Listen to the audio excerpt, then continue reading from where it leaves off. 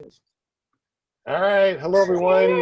This is Sean Symons, PPG Grandpa. We've got a huge crowd here. That's awesome. This is the behind the scenes, so welcome to paratalk.org behind the scenes. You're listening to this on your favorite podcast platform. Tonight we have Chris Mineburg, Chris Wheeler, Linda Anderson, Tommy Mosley, Brian Hey, Bale Waller, Doug Martin, Kevin Can Fly, JP, and never trust a skinny chef Shane. This is behind the scenes. We're going to go live here in about 7 minutes. So if you want to see our pretty faces, go to clearproptv.com. You just want to listen to us and enjoy the shows, just go to paratalk.org. Welcome. All right, so there's our behind the scenes a little bit. We got a big, really awesome. I'm really, this is like a family. It's really a dysfunctional family. Yeah. Functional, dysfunctional, whatever it is. But it's really nice to know that, Monday we all get together and we get to talk and, it's like, so what's going on? What's new? And, I really enjoy this a lot. And Doug, he's back, and Chris, he was our guest. No, he was one of our co-hosts last week, and now he's going to be a guest today. So that's really awesome. Now you're talking tonight about homemade paramotors and all that stuff, right? I built one. Yeah, built one. What else are we going to talk about? What's some other fun things that you do? This whole hour is about you. I hope you have some things that you want to talk about. All about putting me on the spot. You had a whole week. You had a whole week to prepare. I've been into aviation like pretty much my whole life. I've built and flown radio-controlled airplanes 30 years or so. Pretty close to it anyway. It's taken me a long time to try and get into to flying for real. It's just money and time and family obligations and kids. And what are some things that you want to talk about tonight? What are some of the topics that would intrigue you that you have a lot of knowledge that you'd like to talk about? I don't really have a lot of knowledge. You should have at least an hour worth of knowledge. Come on now. You really put me on the spot. So I had a little incident about 12 years ago when I first started trying to fly. That's when you were self-training, right? Yeah. Are we starting? Am I go ahead and go or? Oh no, we're just what are some things that we want to talk about? Your self-training. Yeah, so I'll talk about that a little bit, and I'll talk about my my build, and I'm a resurgence candidate or alumni, so there's that. I've got a little bit. I don't know if I have a whole hour, but you better have a whole hour. Hey, if you run out of things to talk about, just ask Kevin about fuel and oil ratios. I've been reading a lot about that lately. Yeah, carb adjustments. Yep. And then if he gets bored of that, we ask Chris Wheeler about different types of wings. He has lots of knowledge about that. Ask Brian Hay Bale about how to kick a hay bale and survive. Hey, JP, are you at home? Are you going to be our tech guy? Am I muted? No, you're good. Me? We can hear you. Yeah, What's up? I'm logging on right now. Okay. Yep. All right. So, in case you weren't here, I think Shane popped in. Maybe Kevin popped in and didn't hear. What I'm going to do is when I introduce everybody tonight, I'm going to let you talk about yourself for a minute or two to give, our listeners a little bit of an idea of who you are and why you're on the panel in the first place. Like, I was invited as a guest on episode whatever it was, and this is what happened at the time, so I stayed on, or I do this. Chris Wheeler, he's I do a lot of reviews on wings. Kevin Can Fly. It's like, hey, I'm at kevincanfly.com. I'm also an instructor. This is what I do. JP, I'm a dude, and what up? Nobody knows why I'm here. It's like, why is JP here? Linda's like, I'm the cheerleader. Woot woot. yeah, I'm the cheerleader. So, whatever you guys want to talk about, and, What episode is this? this is 37? 37, dudes. 37 already. So I was on 21 then. Okay. Can't even keep track of your own episode? Pathetic. Yeah, man. It's hard to remember Hey, after 16 I have a weeks. question. Do it every I have a question for Kevin, I guess. How did you get kevincanfly.com to link to your YouTube page?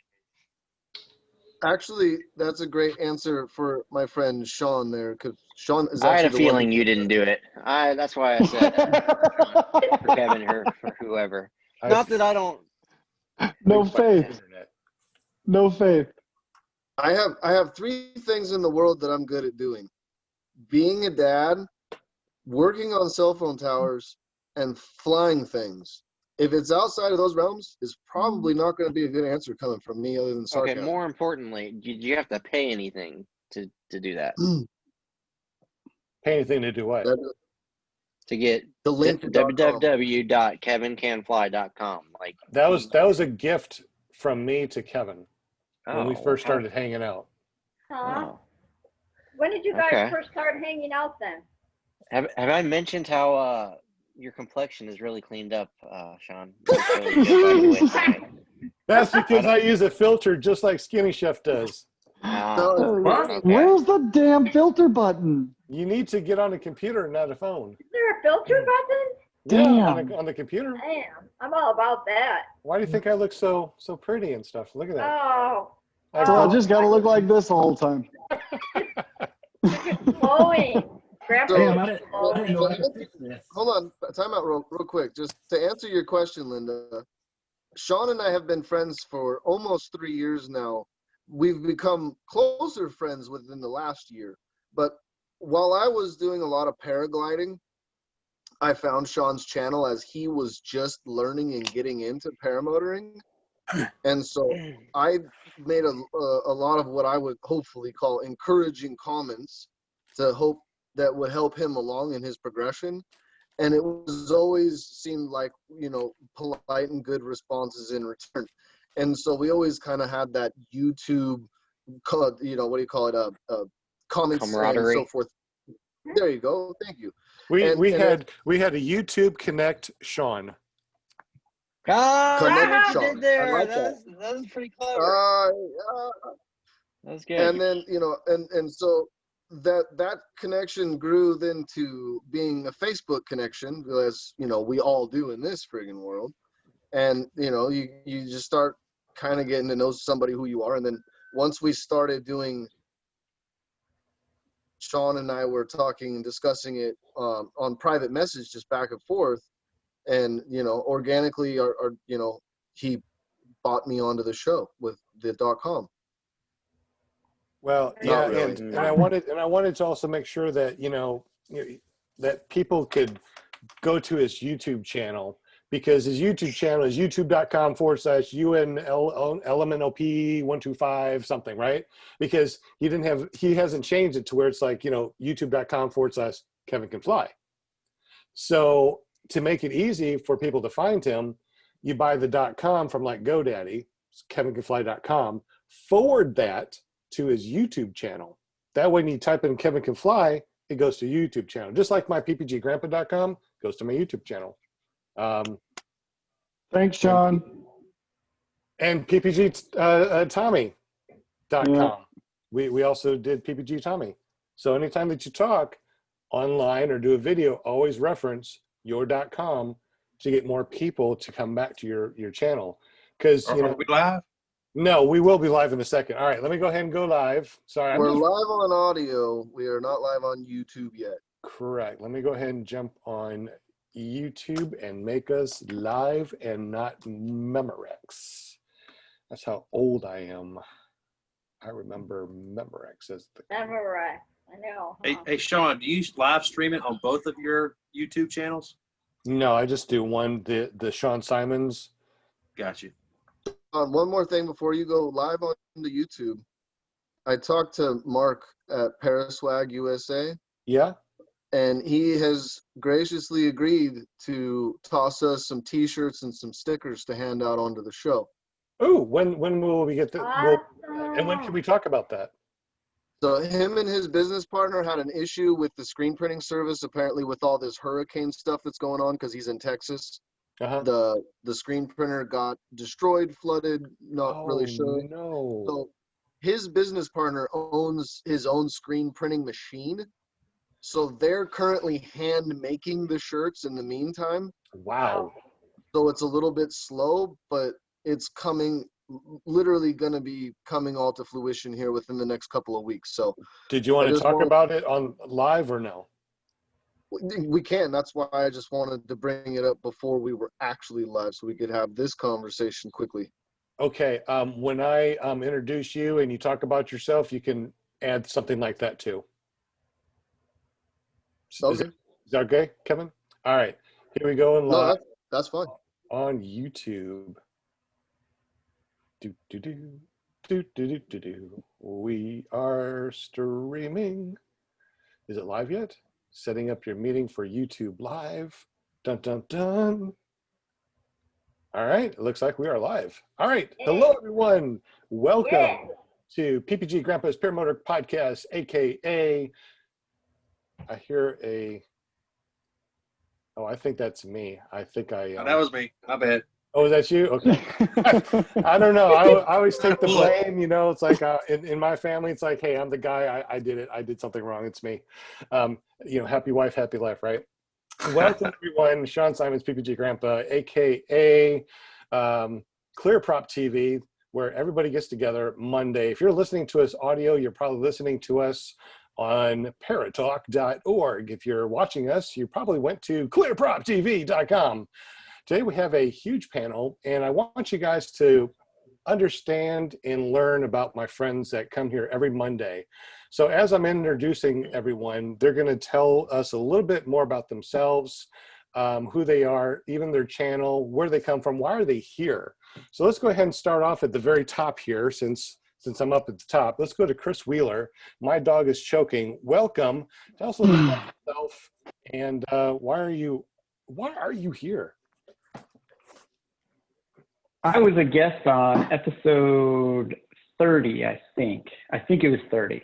So a little bit about myself. I make YouTube videos in my spare time. It's My Dog is Choking, so just YouTube My Dog is Choking, all one word. On the side, I do software, computer stuff generally is what I do. And that's it. Yeah, here I am. Didn't mean to put you on the spot like that, but we definitely appreciate you.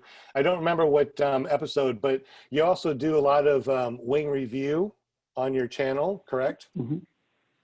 Yeah, so I have about 13 episodes of learning to fly. So I chronicle my history of learning to fly, the good, the bad, the ugly. And then I also have wing reviews, and then I also do inspirational videos too, which are just kind of like my anniversary video or my video of how I feel about the sport in general. So, yeah.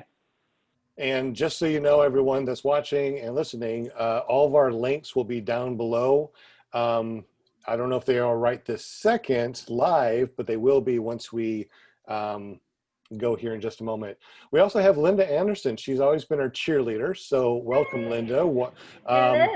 She's our cheerleader, but give us a little bit more background about you. Why are you here? And even tell us about your son.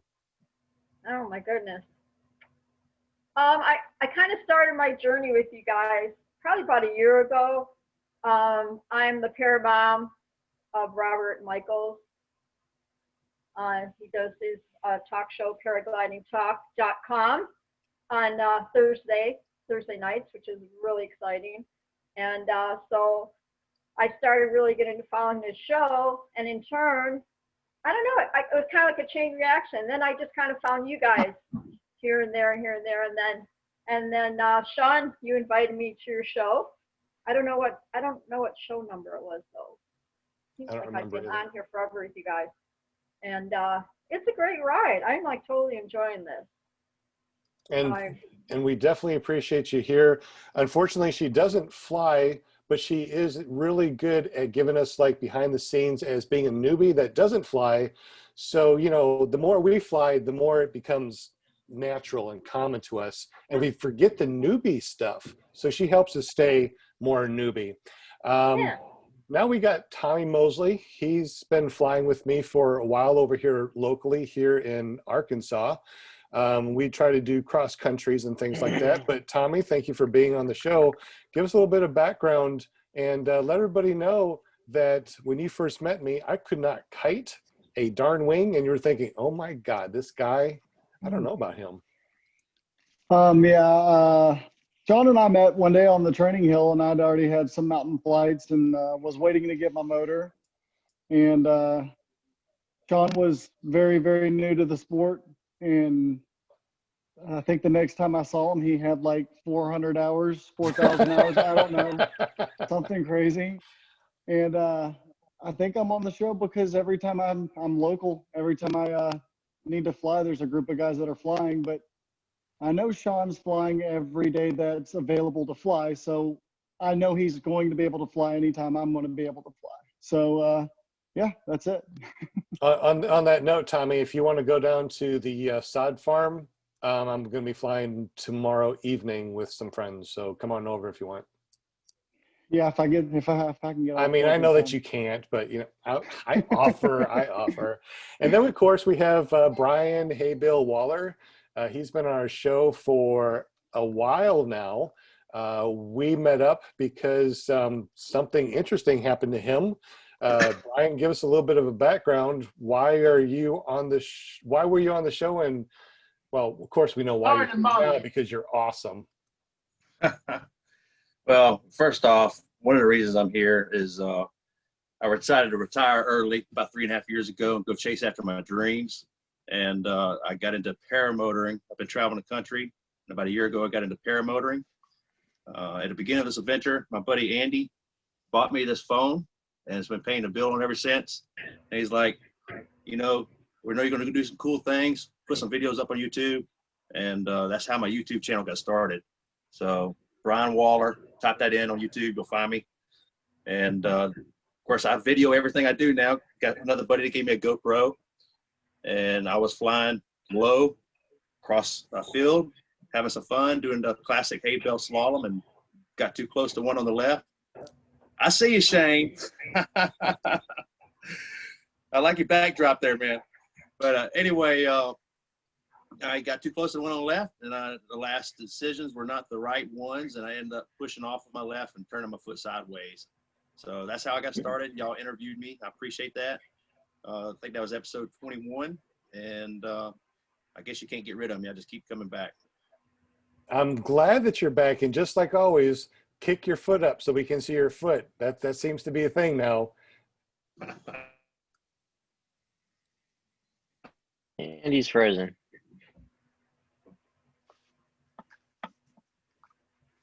So I think we lost him. I think so too. So that's Brian Haybill. We also have Doug Martin tonight, and thank you very much for being here. I know that you're busy, but Doug is here, and he's always welcome to come on here. Matter of fact, he was on a couple of our past podcasts. Dougie, a little bit about your background, and thank you again for being here on the panel. Yeah, I appreciate you guys asking me to come on. All in all, I'm kind of a good guy, depending who you ask. Honestly, anything with the motor or wings, the last 25 years has pretty much been life. I've been flying now the last about 3 years. Had a relatively nasty incident about 8 months ago. You guys interviewed me a few times, and you all seem like good folks, so I decided to stick around, and I'll stick my head in once in a while and add smart out comments. And we totally appreciate you being here, Doug Martin. Thank you. We also have our resident paramotor instructor, Kevin Can Fly at kevincanfly.com. Kevin, welcome to the show as always. Give us a little bit of a background and why you're still sticking around. Well, my background is I got the misfortune of having a family that started me out in life in aviation. And, you know, it's that simple thing of like where you just stand up, say, hi, my name is, and I'm an addict. So once it's in your blood, as you know, most people who've flown know, it's something you don't really shake. You know, you chase it to the clouds and you want to be Icarus every time you fly. I've been doing it since 2002 under a paraglider wing, I guess you'd say. Paramotoring now for about 5 years. And the thing that I've come to find is there's two things in this sport that we have, and it's, to me, is it's almost like the two things we have in politics. There's the people that are always struggling for the top, and then there's the people that are always trying to look out for the ones below. I feel like my experience through life, my experience through flying, my SIVs, being a general aviation pilot as well as a paramotor pilot, I feel I have something to give back to the community as far as that knowledge that somebody's trying to achieve.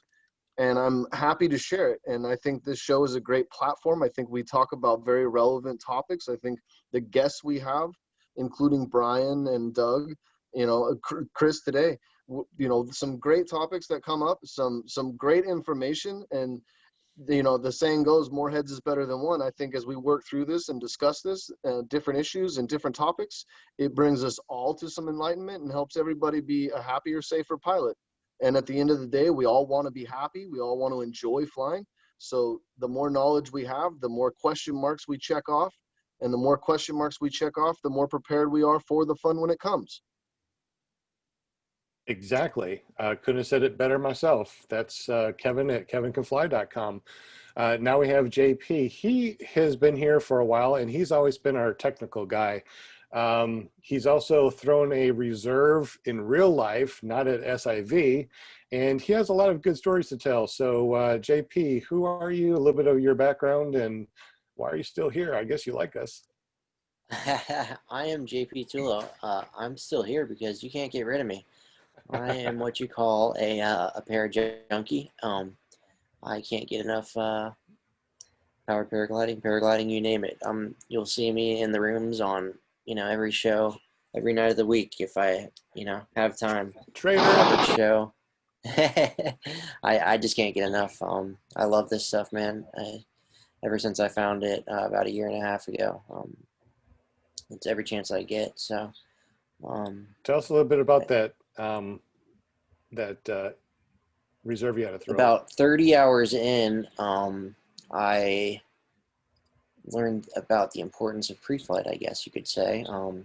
I had a little bit of an equipment failure and wasn't really doing anything that stupid. I would, you know, just kind of messing around, and I was relatively smart about it. I started up at like 3,000 feet, which I guess is where you should be doing stupid stuff if you're gonna do it. And I snapped a line, and apparently on the glider I was on, which was a Gin Pegasus 2, which is supposed to be a relatively safe glider, I snapped a line on it and went into a spiral that at the time I didn't have enough skill to get out of. And I threw my reserve with about 1,000 feet to go. Landed in a cornfield without a scratch on me, and I'm here to tell the tale. So you'll hear me preaching about the importance of reserves, even if, you know, you're being smart about it and flying in calm air. You can never account for equipment failures or outside.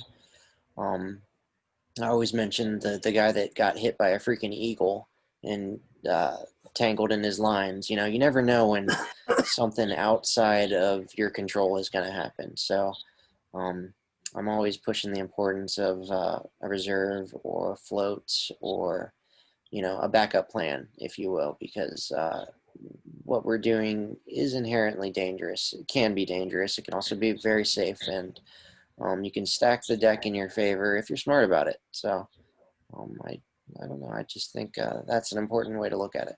So I totally agree, and I hope that everyone is using a reserve or think about getting a reserve pretty quick. We also have Never Trust a Skinny Chef Shane. He is our resident comic relief. If you've listened to our show in the past, you know that without him, there's no funniness. Shane, tell us a little bit about yourself and why are you still here on our show? Well, you and I started, I guess, you asked me about starting another show, and I guess we went with it, and here we are. I've been flying paramotors November of last year, which I'm coming up on my first year. I've got, I don't know, almost 80 hours on my motor now. Wow. Which is what you probably did last week. Yeah, pretty much. Some of us have real jobs, you know. We just can't go flying all the time. But yeah, thank you for the backup. Thank you. Hey, when you're a We're grandpa, salty. Hey, we're salty about it too. I mean, he's like, I'm like, come to Florida. I got to work. Oh, by the way, I flew 8 hours today. Okay. How does that work? Anyways, I don't know why you guys have me on the show other than jokes, because I don't know much about paramotoring other than I haven't crashed yet. Notice I said yet. At some point it's going to happen. It's just like riding a motorcycle. It's those who have crashed and those who are going to crash on a motorcycle. Same thing with paramotor. And at some point you're going to have some kind of incidents. You know, I've been fortunate so far. I'm guessing that I went to a really good school and they taught me really well. And I guess my luck bucket hasn't filled up yet. Exactly. Well, we appreciate your you being our comic relief. Without you, this would not be a good comic relief. I love it. I know. I laugh at it, jokes. You know. Well, that's because I pay you to. Wait a minute, people are getting paid here?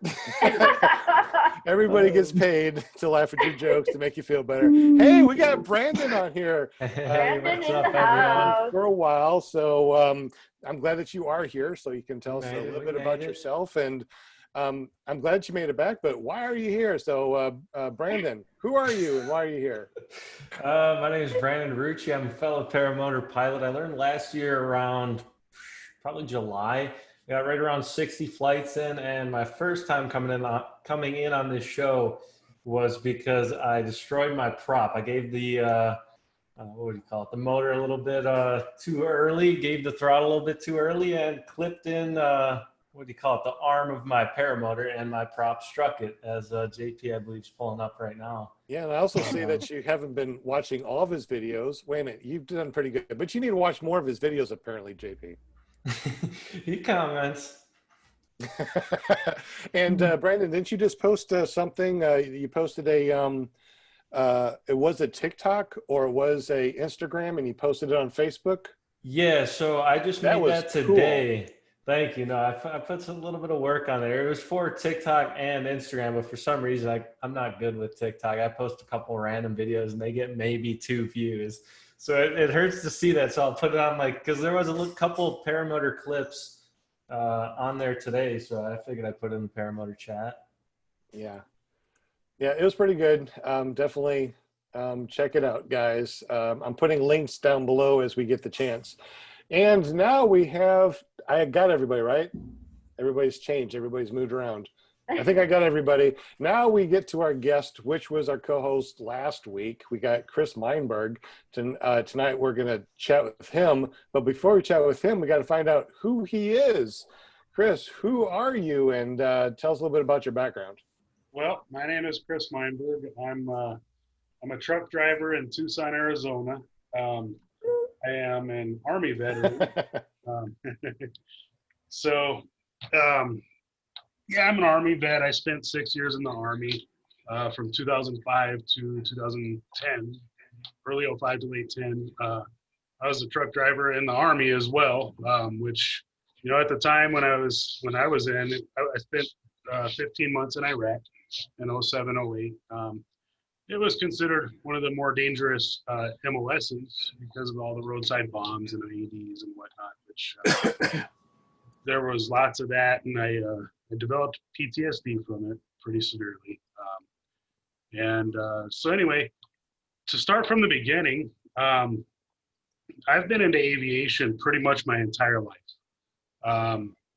When I was probably 10 to 12 years old, somewhere in there, a good friend of mine introduced me to radio control, and I got pretty heavy into that, and I used to build kits. I'd spend, a couple months on a kit and crash it in a day.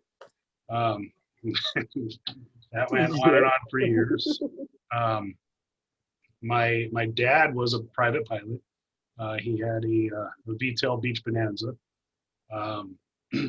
Lots of flight in that, and so my entire life I've always wanted to be a private pilot and get into the general aviation aspect of it. Hey, that's me.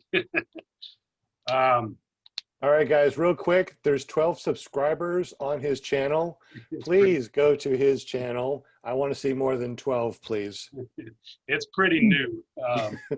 But anyway, so growing up, there was a lot of flying in my life between RC and then flying with my dad and some of my dad's friends. I flew around a bunch in some pretty cool airplanes like a Pitts S2B.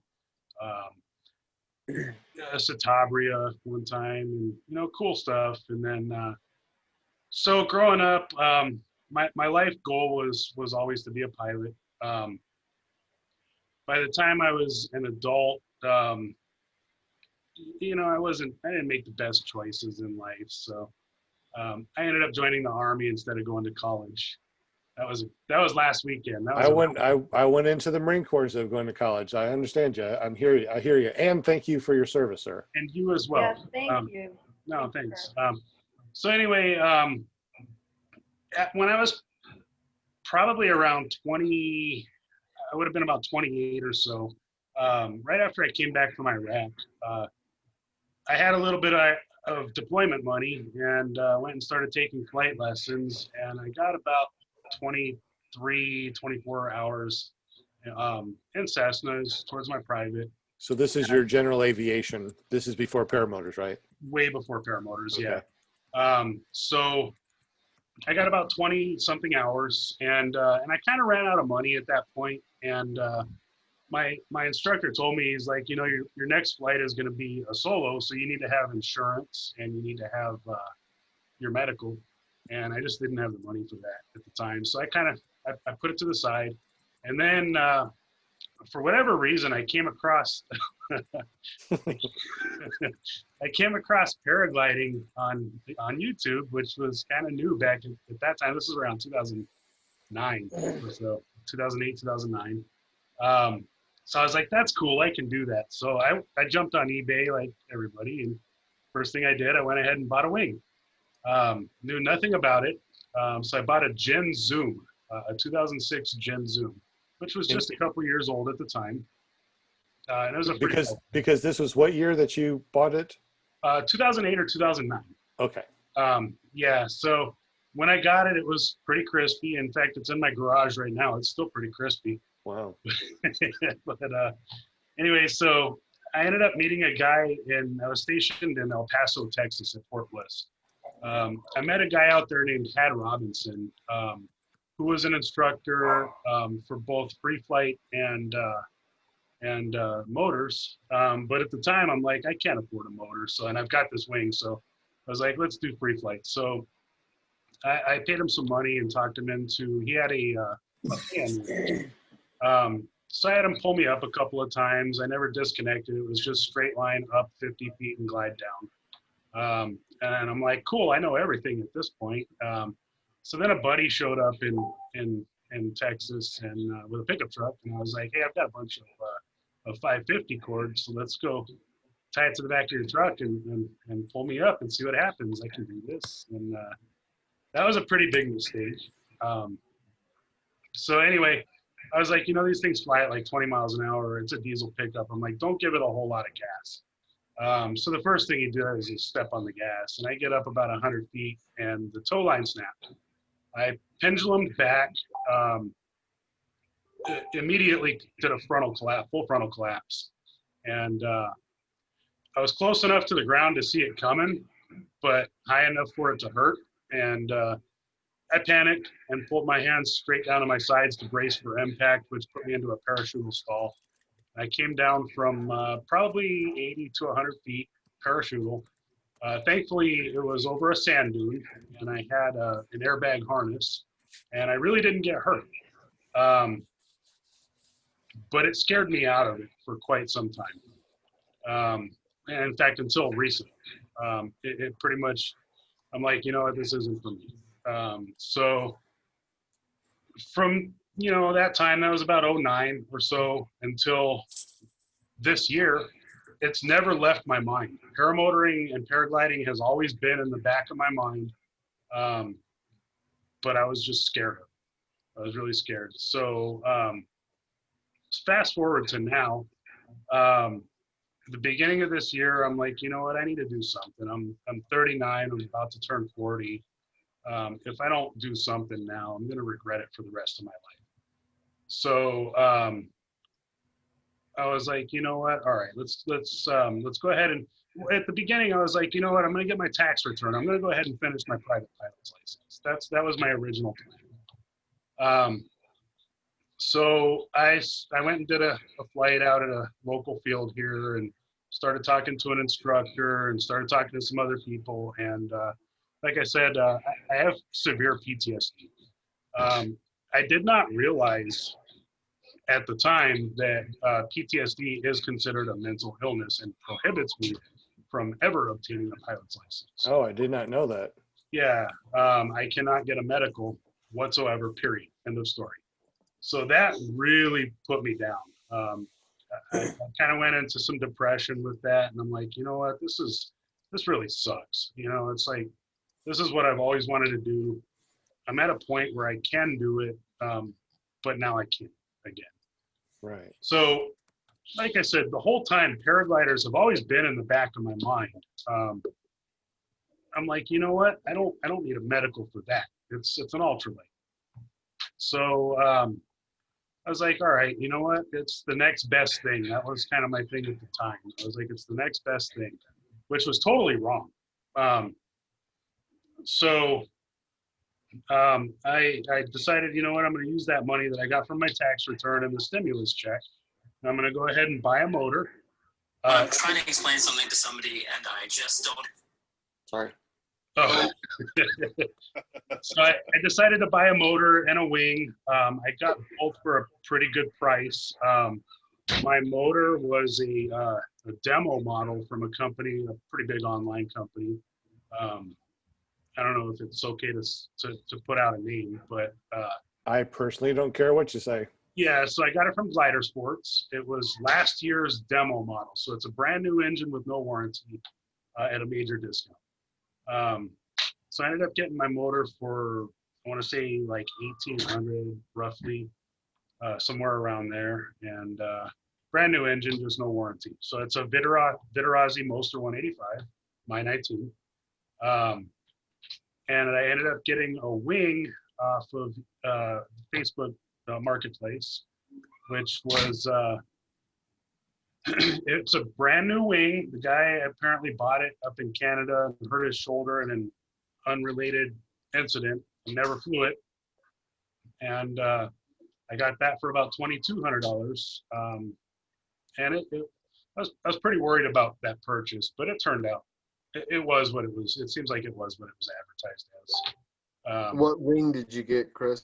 It's a Roadster, an Ozone Roadster 3, 28. Oh, it's a nice wing. Yeah, Yes. it's a really good wing.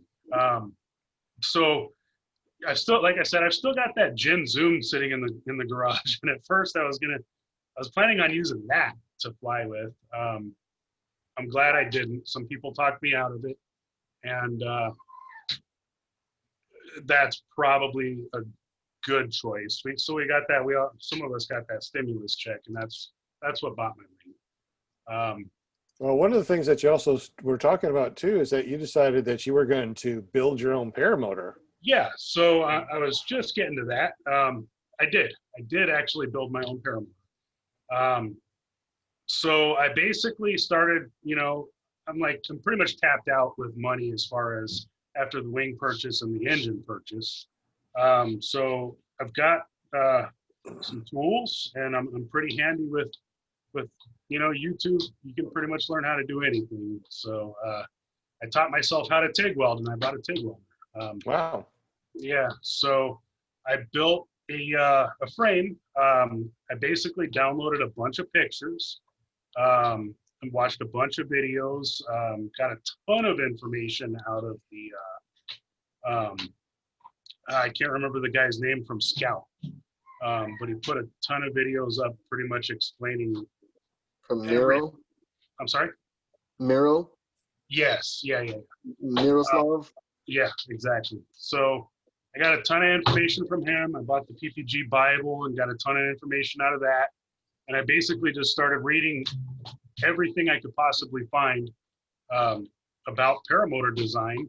And I also, kind of leaned on I've got close to 30 years of RC experience, which, an aircraft is an aircraft. So I've built a ton of stuff with CG and power, baby. CG and power. Yeah. So anyway, you made a bunch of things that flew that was RC. So this is the first time that you made something that was airworthy that you could fly. This is the first time, yes. Okay. It's the first time I've built anything that I fly. And it worked out. I'm still here talking to you. So. That's really awesome. Yeah. We have a huge panel here, and I definitely don't want to clog up and be the only person talking. Is there anybody in the panel that wants to ask him any questions? I've got one for sure. Yes. I was, whenever you said you had that accident, a lot of people have never seen an accident, have never been around an accident like that. Even seeing something like that happen or having happened to you, how do you get over that? How do you get over that and move past that with what you wanted to do? So for me, it took a decade, a little over a decade. But in the back of my mind, the entire last decade, flying has never left. It's always there every single day. That's all I think about. Basically, what got me to the point of getting over it was my age. I think it's kind of maybe partly a midlife thing. If I don't do it now, I'm never gonna do it. And then B, I did decide to get instruction and do it right this time. That was, thankfully, like I said before, I am a Resurgence alumni. Resurgence stepped in and helped me to get training through an excellent instructor. I mean, I couldn't have asked for a better instructor. My instructor is Jeff Fletcher from Lone Star / Desert Aviators. He's got to be the coolest guy I've ever met. But I love all the people at Lone Star Paramotor. I think they do a great job over there. Yeah. Unfortunately, I haven't met any of the other guys over there. And the reason it was recommended that I see Jeff is he moved to Phoenix, which is 100 miles away. But do we lose him or do we lose me? I'm sorry. Say that again. You're still going strong. Keep on with your story, Chris. You're fine. So anyway, yeah, I got some training through Jeff. I completed my frame. So back to my frame, originally I was, inexperienced. And so in my mind, I was like, you know what, the swing arm thing is kind of popular, but it seems like it's going to be a little unsteady and uneasy in flight. And I don't want that. I want this thing to be as solid as possible. So like everybody, I've watched some Dell videos or He drank the Kool-Aid. Yeah. So anyway, I'm like, you know what? The comfort bars are pretty solid. It looks like a good design, and that's probably what I'm going to do. And then also, with the SkyTap Angel, I saw that, and that's what I fly as well. Which is, I mean, it's an upgraded copy of the flat top. If we're honest. If we're honest, the flat top is a downgraded copy of the Walker Jet. And that too, for sure. So I started building. And real quick, it's like when we talk about a paramotor frame, it's a hoop with nettings and some way of strapping in a harness. It's pretty simple. I mean, there's going to be some sort of copying someplace because unless you go like a square or something. And I most definitely don't mean any disrespect towards SkyTap in that respect, especially because I did receive a ton of advice from Andrew Fuller. Andrew. There you go. Yeah, Andy Fuller. Andrew Fuller. And I might be wrong about this, but I do believe the patent for the Walker jet was bought by the snake oil salesman. Really? I think so. Yeah. So anyway, I was posting my progress of my build on Facebook. I'm sure a few of you have seen it. It's the Blue Falcon, which is an Army reference. I got a lot of flack about that. But anyway, so Andy sent me a message. He sent me a private message and with his phone number and told me to give him a call. So I did. Out of the blue, I gave him a call and I spent about an hour on the phone with him. And he gave me some really good advice,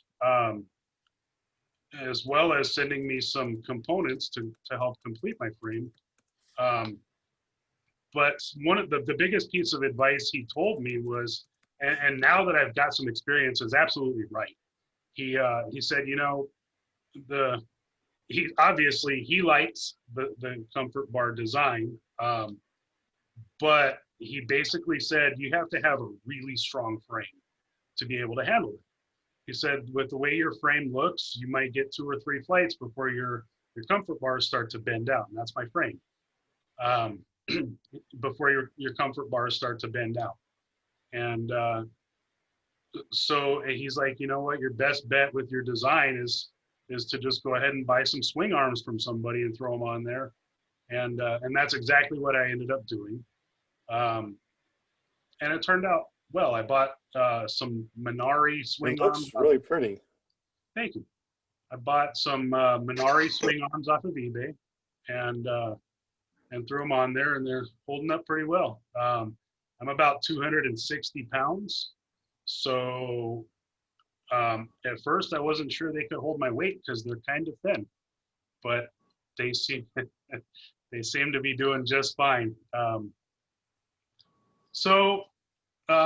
As of now, I'm still a brand new pilot. I've made some changes since these pictures were posted. Is that a gas can? It was. Is that a gas can?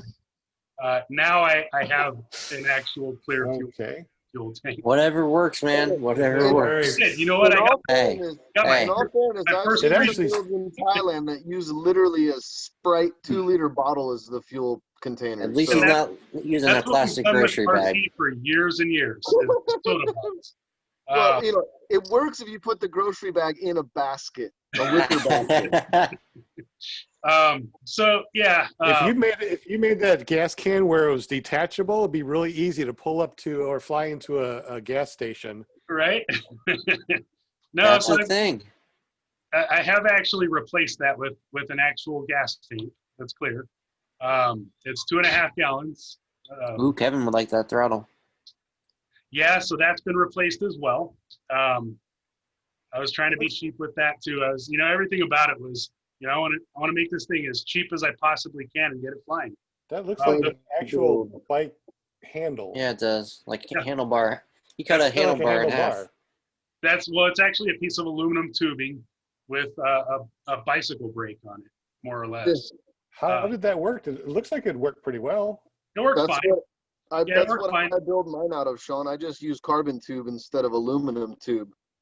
Yeah, the only problem I had with it was a little too long where the kill switch was. Where is the kill switch? Right at the end at the normal spot.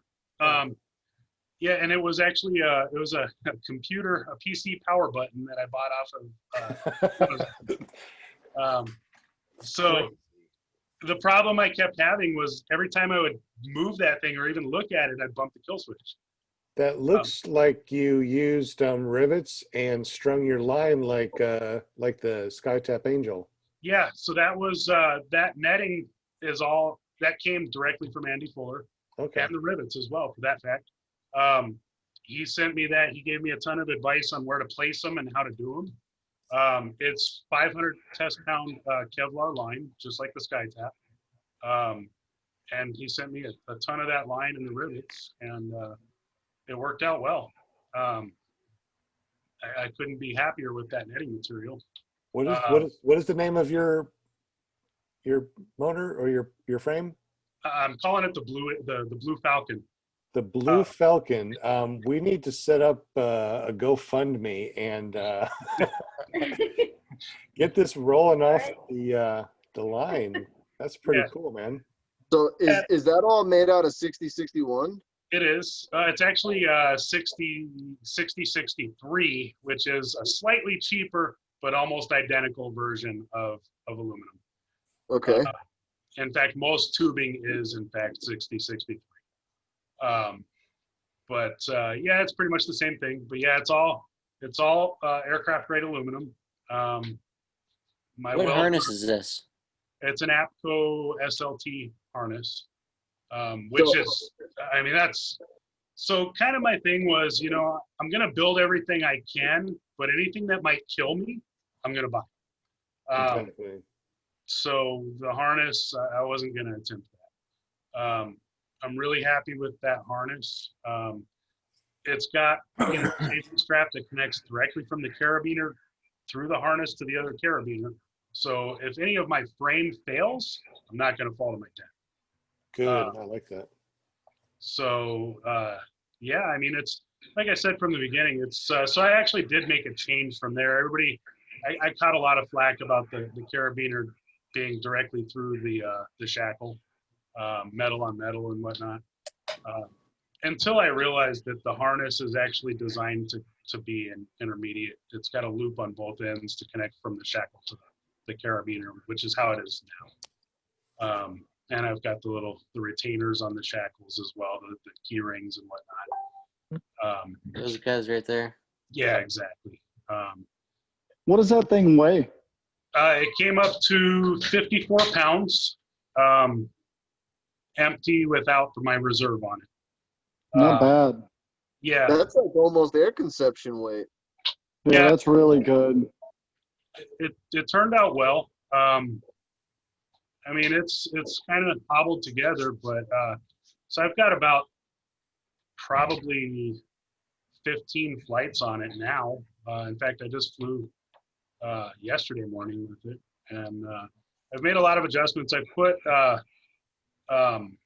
lamels on it, which made a huge difference for torque. So the original, the first few flights it was kind of a bear, because it has no torque compensation built in whatsoever. So I put lamels on it. I started with 4. I noticed an immediate improvement, but it wasn't enough. So I upped it to, I've got 15 of them on there now, and they're the PPG smoke lamels. I see that this is at Paramotor Homemade. It's a Facebook group or page on Facebook, right? Yeah. Yep. Yeah. It was, it took me, so I work, you know, I'm a truck driver. I work a lot, and it did take me at least 3 or 4 full months of all of my time after work to complete it. That's including, you know, I had to chop those comfort bars off and, you know, make modifications. I got it to the point where I was happy with it and it's ready to go. And then it's like, nope, it needs a change. Something's got to come off and be re-engineered. And hey, Chris, real quick, we got a couple of panel members that want to ask some questions. Tommy? Sure. Yeah, mine was already answered. One was the harness, the other was the motor and the weight. That's incredible. You got it to that weight. That's really good. I think Chris Wheeler has a question too. Yeah, so I noticed that the netting goes over the hoop. So I'm wondering if you ever had lines catch on the hoop. And I have a second question after you answer that. Yeah, I actually, that was another one that I caught a lot of flack on Facebook for. If you actually look closely, it doesn't do that on the bottom half. If you look at where the arms go across, straight out horizontally, everything below that does not do that. It does not wrap around like that. It goes straight out. So the only part where it wraps around is up there on the top half. You can see it very well there. Gotcha. The reason that's the placements that Andrew Fuller told you how to place them, because that's how the sky tap is, right? Well, yeah. And so basically on the bottom half is where you have the most pressure from the lines expanding outwards as the wing is coming up. After it passes that midpoint, the pressure is reducing, and no, I haven't had a single snag whatsoever. It's perfectly smooth. I haven't even noticed it. At first I was like, maybe I'll take some of that irrigation tubing and wrap that around it if it is a problem, but it hasn't been a problem whatsoever. The rivets are all completely on the backside, so it can't snag on a rivet. And the pressure is so light at the point where it gets to the top half. I haven't had a problem at all. And then what was your other question, Chris? So my other question is, I grew up in Tucson, so I know the area quite well, and you're able to fly over absolutely beautiful country. I mean, you got, and I don't know if you can go there, but can you fly over the boneyard? Is that possible? No. And like, where do you fly? Oh, you can't because of Davis-Monthan?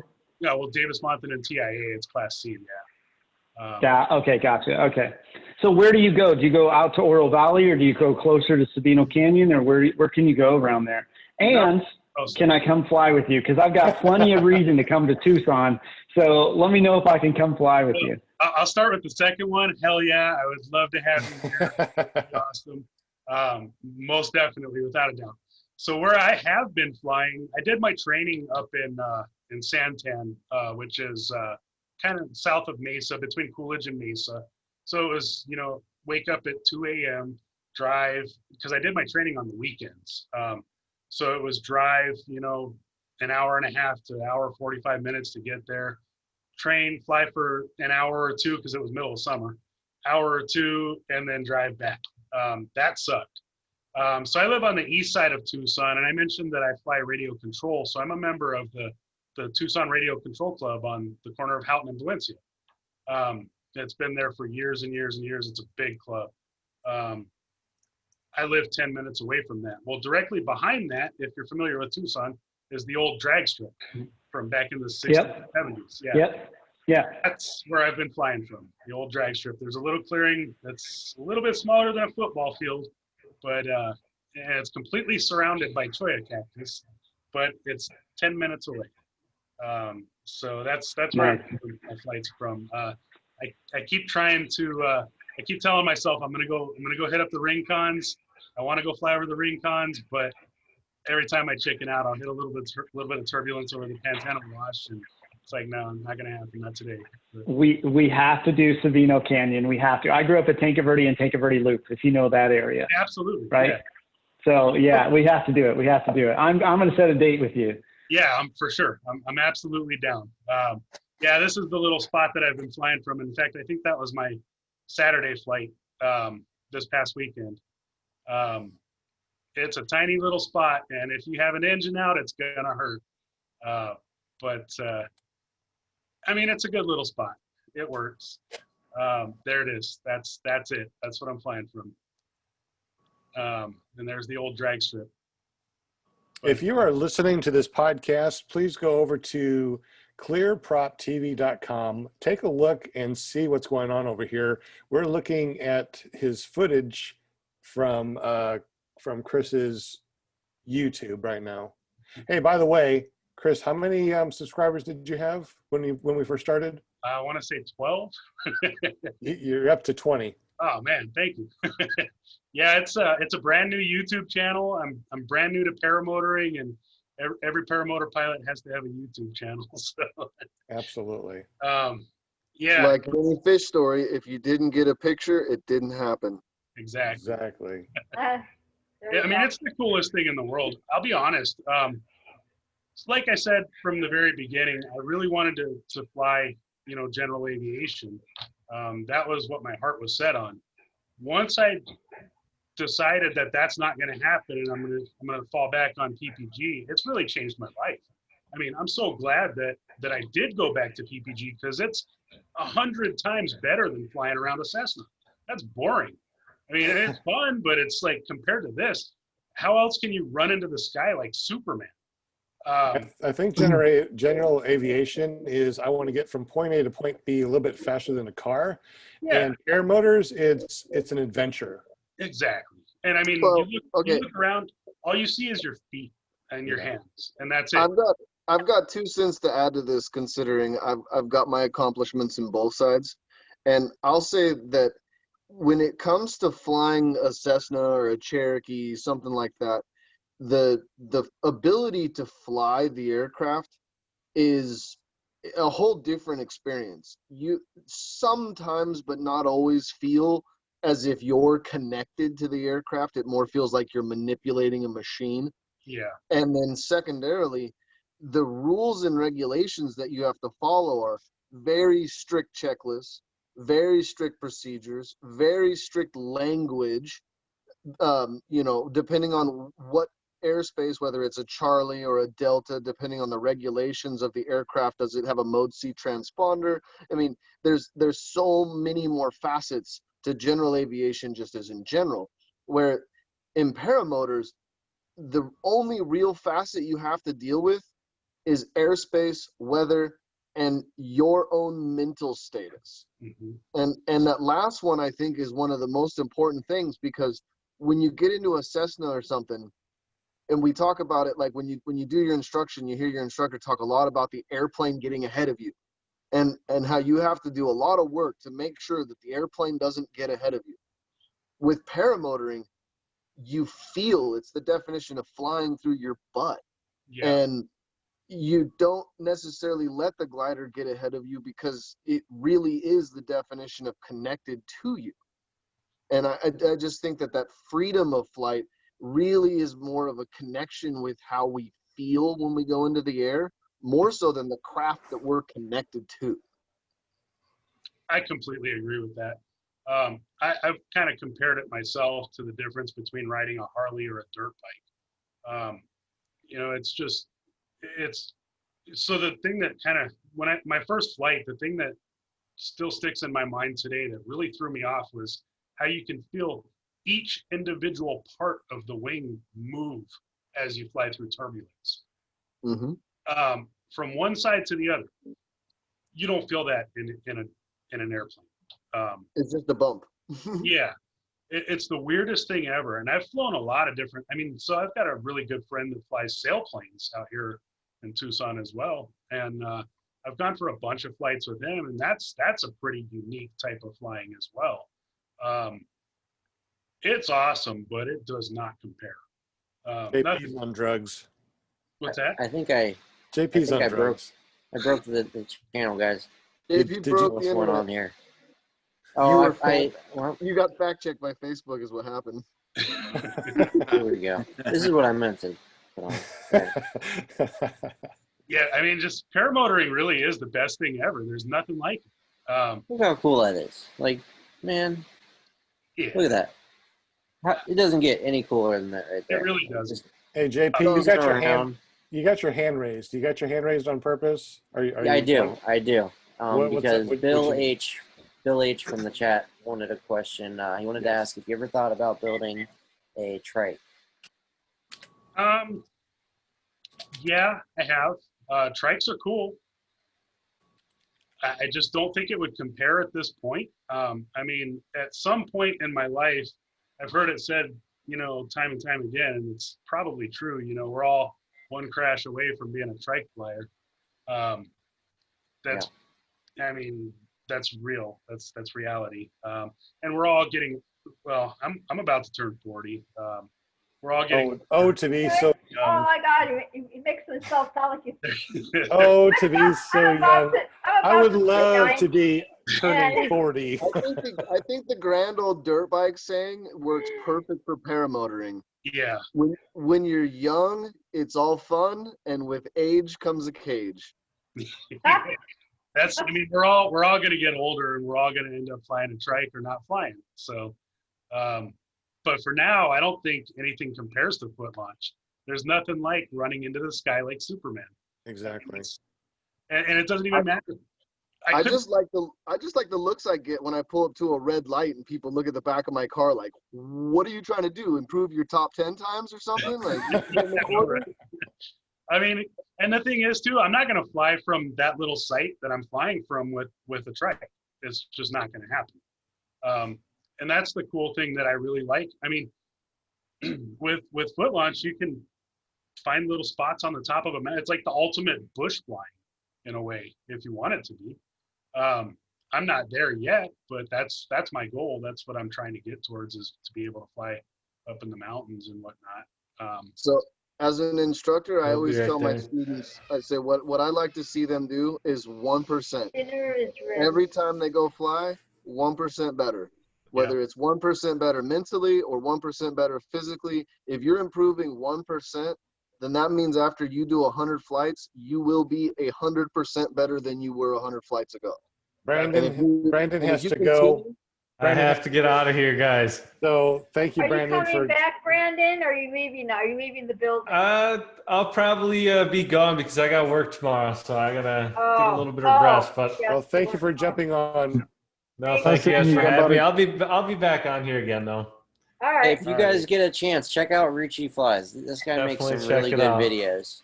Yeah, Yeah, he he does. Good. Does. not Been just enjoying like following paramotor everybody. stuff, but His he's most got some really recent good Instagram videos post out was a there. good So one. Always trying to switch it up. So if you guys are looking for something new, definitely check it out. Thank you guys though. And thank you, no Brandon. problem, Brandon. Have a good one. I feel like I adopted Brandon, because I originally found him. I prospected him on Facebook and Oh. brought him to the show. Linda's proud of that one. Yeah. Yeah. So Have a good one. you guys can thank All right. me. See you later, man. Thank you. Have a good one, guys. Good night. If you're in the audience and you're looking to be on the show, you just reach out to our PR rep, Linda, and she'll be definitely. happy to get you into the schedule. Right. Absolutely. So sorry, Kevin, didn't mean to interrupt you. Did you need to continue? Honestly, I lost track of my thought when it went to chaos. So. Oh, okay. you might remind me, or we might just move on. Let's see. Let's go ahead and open up the panel real quick. You guys have any questions for Chris? Can I real quick just put one more thing out before that? Yes, please. Yeah. So I really want to give a huge shout out to Resurgence. Resurgence PPG really came through for me. I was planning on self-training at the beginning of this. Again, I was planning on doing it for the second time. I would not be flying. I would not be on my 24th flight today or yesterday if it wasn't for Resurgence. I would probably be in my shop rebuilding my frame for like the 8th time with a broken leg. So I really want to give a huge shout out to Todd Scandrett and Resurgence PPG because they did come through for me. And as a disabled vet, I can't say enough positive about them. They're the best group of people I've ever met. It's the best organization I've ever seen. I'm hands down one of the biggest supporters of what Todd does. I think it is phenomenally amazing that the audience he targets is the people that go out and serve our country and do it in such a humble way. I don't think I've ever heard a single Resurgence candidate ever say that they regret going through this process in any way whatsoever. I find it to be astonishing. And for everyone listening at home, if you're not a pilot and you have a service member in your family that you'd like to see go through the process, you can go to Resurgence PPG or resurgence.com, and you'll find out that you can either submit a candidacy for somebody or you can make a donation in the name of somebody, and that goes to helping the next candidate for Resurgence PPG get into the air. What Resurgence does is they are a 401c3 nonprofit organization, and they collect donations, and then they scholarship our wounded warrior veterans into a US PPA certified school with a US PPA certified instructor, and they see them through to a flight. And it's absolutely amazing what they do. So if you can support them, we graciously encourage you to do that. Thank you very much for that, Kevin. Yeah, you're absolutely Hey, right. I couldn't have said it. on that subject, there's a really easy way to support Resurgence. Anybody that is an Amazon Prime member, if you you can change it on your phone and on your desktop browser. Go to, whenever you log in, go to amazonsmile.com. You can change that as your bookmark page. Smile.amazon.com. Yeah, smile.amazon.com, and go in. It takes maybe 4 minutes to change your settings and make Resurgence PPG your charity of choice. And I'm gonna do that. most of the products that you can buy on Amazon qualify, and I think it's something like 3% of whatever purchases you make on Amazon, the proceeds go to Resurgence PPG. And every quarter I get an email that says that I've donated X amount to Resurgence because of just the stuff that I'm buying anyways on Amazon. And it's no money. There's no extra money out of your nothing out of pocket. Nothing. It costs us nothing except the 4 minutes that it takes to sign up. So good info. Yeah, it's I can't encourage it enough. I made a post on Facebook about that a little while back. It's just, there's no reason not to do it because it doesn't cost you anything extra. It's stuff that you're getting anyways. Might as well make it go to Resurgence, and even Amazon wins because I think they can write it off because they're making a donation to charity and stuff. So it's just do it. It's a win-win. If anybody has any questions, send me or Sean, a message, and we can help you out with it. It's super easy. Just you go into settings. JC. I will. Yeah, How the Linda, let me heck? know. What? I know. I will walk you through it step by step. So Resurgence PPG's on there, and also Chris Santa Croce's program, Project Airtime, is on there as well. Yeah, another great program that. Hey, if we're going to use corporate tax evasion in any way, we might as well use it for Resurgence philanthropy. All right. Yeah. All right. Kevin, I just want to say you look marvelous, Kevin. Thank you, Linda. I appreciate that. You. Marvelous, darling. Marvelous. Seriously, I'm just. Kevin's so been on his happy to have you deathbed the back. past couple days. Yeah. Just in case I'm y'all on the didn't mend. know. I'm We getting thought we better. were gonna lose him. Got him back. They're like, no Thought way. we were gonna Like, lose our no. Kevin. He was halfway to heaven. We pulled him back. Yep. Nope. Kevin can visit the hospital 3 times. 3 times. How many times was it? He just went there because he wanted the attention. Yeah, the other day I opened up Facebook. I was like, is this like dude posting like one day at the hospital over 3 days, or is he 3 separate days in the hospital? Well, just like he said, he's trying to pick up chicks. Good place to do it, I guess. They feed No, him, it's really it was really an unusual deal. So I'm 36, almost 37 years old. I don't drink alcohol. I don't take drugs. I'm not overweight. I don't do anything other than, take a poor butt landing from time to time that damages my body. And for me to have a random gastric pain that was on a scale level of about an 8 to a 10 for a guy who shattered a femur, that was something I felt needed to be viewed by a couple of physicians. So I went into the doctor, CT scans, x-rays, the full thing, blood, urine, firstborn child, all that good stuff. And they weren't able to make a determination as to what was going on, though they decided it was pancreatitis.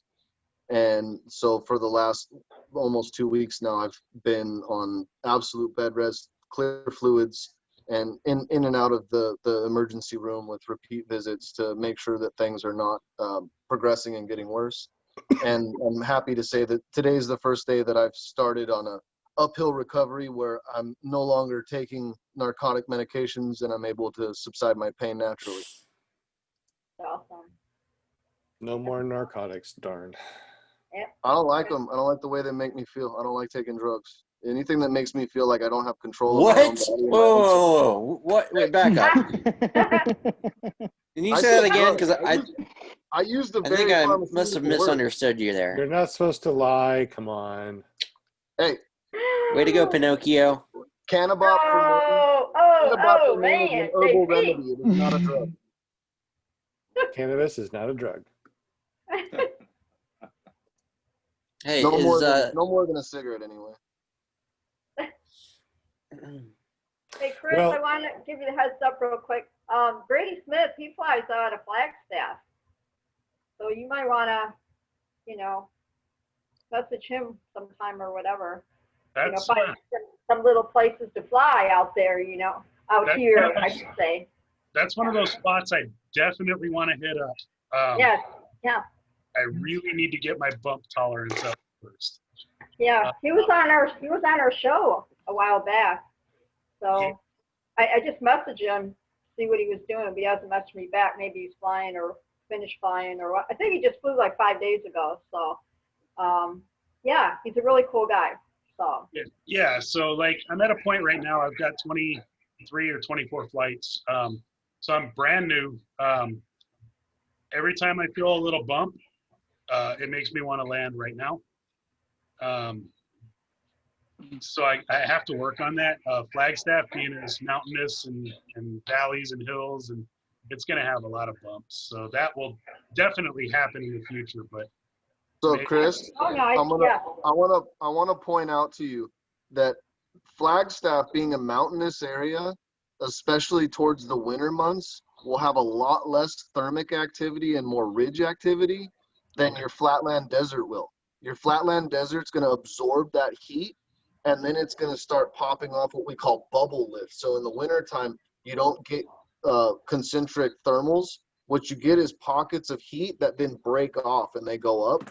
And that's where you'll feel the most inconsistent air, what will feel the most uncomfortable for you, will actually be on the flat ground. So if you go up where there's a little bit of mountains, there will be turbulence because of mechanical turbulence from the train, right. but it won't be the same treacherous turbulence as you'll find when you're flying around over the flat valley. That Just makes- something to be aware of. So going up and flying Flagstaff is no more dangerous for you than where you're flying now. That makes sense. Well, it's also a higher elevation, so there's that. We got one more question from Brian. Launch Real downhill. quick. There you go. Got a question from Brian. Yeah, he answered at the exact same time I typed it. How Oh, many did he? flights are Okay. you up? 23 or 24, I think I heard. 23 or 24 and about 15 on my own frame. Ish.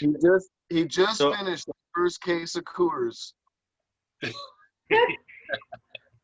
So are they all short flights or I mean, how many hours does that translate to roughly? Yes, so on my motor, on my tachometer, I've got like 6.5 hours. So they're all very short flights. I have So yet Chris, are those 24 flights outside of training, or is that 24 flights including your training? including my training. I actually finished my instructor told me at 12 flights, he's like, you can go ahead and start flying on your own. He felt that I had progressed enough that I was competent to do it. And I agree. But yeah, it was 12 flights with my instructor. And then since then it's been on my own. Actually, I can't really say that because I did do a fly-in last weekend.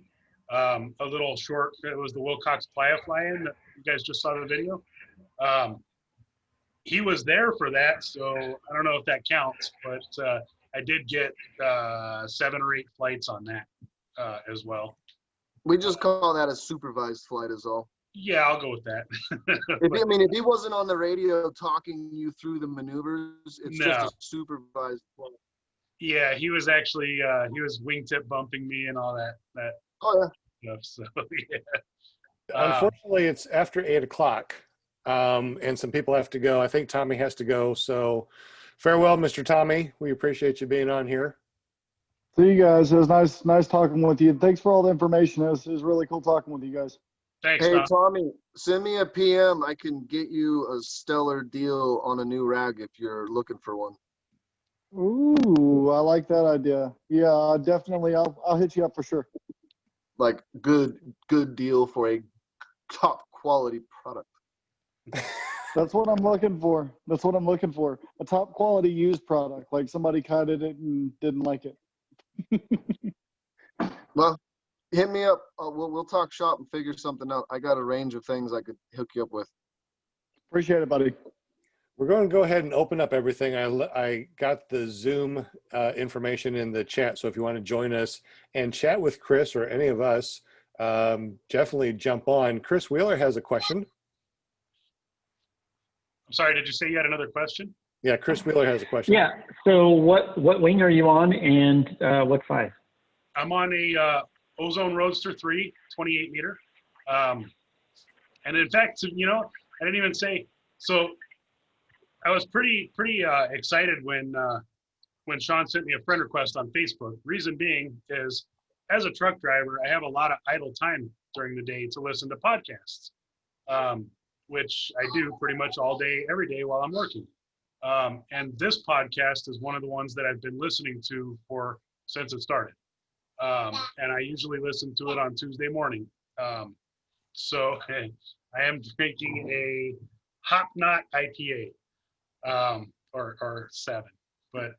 Sounds good. I love IPAs.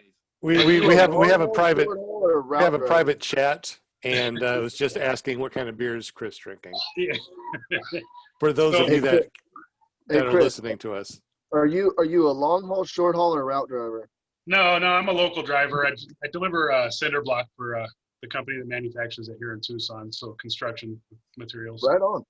Cool. Yeah, I did long haul for a lot of years after I got out of the Army. In fact, I owned a truck for a while over the road, and it was much better money. And it was fun for a little while, but I mean, it's like 3 weeks out, and then the truck payment's still due. So you come home for a day, and you're just constantly thinking about the truck payment and maintenance. And so 3 weeks out, a day or two off, 3 weeks out, I got old pretty quick. Yeah, having a family is a hard routine. Yeah, I'm sure you can see them all running around in the back. My daughter keeps trying to put her face in the screen, but so I feel you. I got 3 of my own. I got 3 of my own, man. I know exactly how it goes. Yeah. So I switched over to the local thing. So I spend half the day in the truck and half the day on the forklift. I have a piggyback forklift that I pull around with me, and it's kind of fun. It's monotonous, but it's not the worst thing I've ever done. But yeah, it's local. It's less money, but you know, I have a life. I get to fly paramotors and have kids. So, yeah. Hi. Anyway, so back to the original question was, so my wing, I was inspired heavily by Sean with his YouTube videos for the Roadster 3. And that ultimately is what led to me choosing that as my first wing. I didn't know that. That's cool. Yeah, that you spoke so highly of it that I decided that's what I wanted. A lot of people were like, you know, you should get a Mojo or an A-wing, and I'm like, I'm gonna grow out of that pretty quick, and I don't have the money to dump, several $1,000s into another wing right away. And the Roadster is a low enough B that I felt like I could handle it. And thankfully, I was right.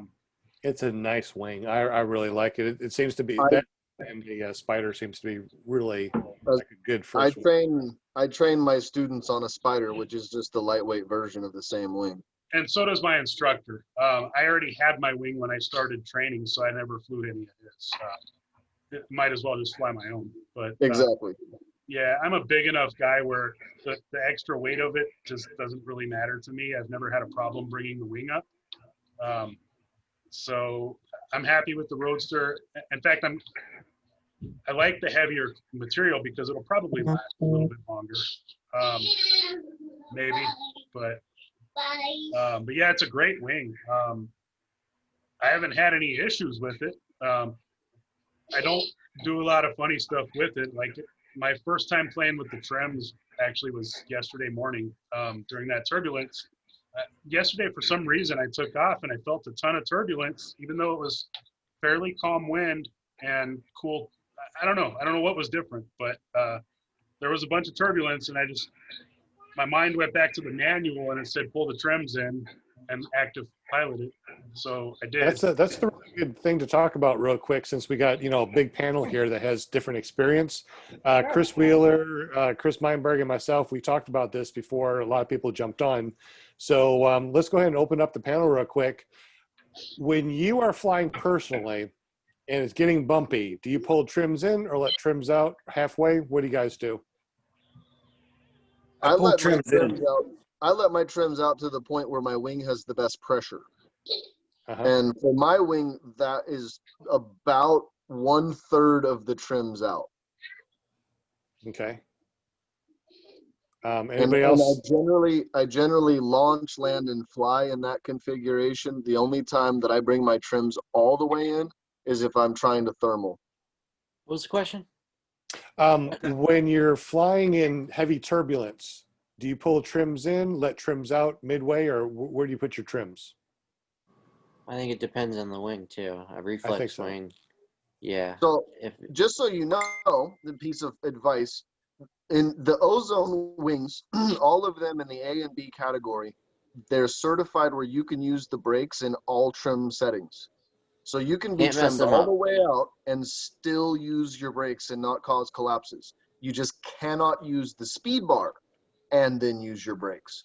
So if you're flying with no speed bar at all, you can fly with your trims all the way out, still have full control, or bring your trims in, still have the same full control. However, I would asterisk that because I feel like that's going to get a lot of people into a habit, and then they hop on a new wing and fly that the same way, a non-ozone wing. So you got to be careful that you don't take that style of flying to Well, a the new Gen wing. Vantage that I got, the Gen Vantage 3, I all configurations, including speed bar, you can use your brakes. Yes. So, like the Is it a reflex wing? Yes. Yeah, the Gen Vantage, you can most you can A and B wings are going to be like that, but then you start getting into so yeah, even with your even with speed bar out, you can use the brakes on the Gen Vantage 3. It's the only one that I think I know about. But that's because it's a hybrid. What I do. Yeah, habitually what I do is if it starts getting bumpy, I immediately let the trims out.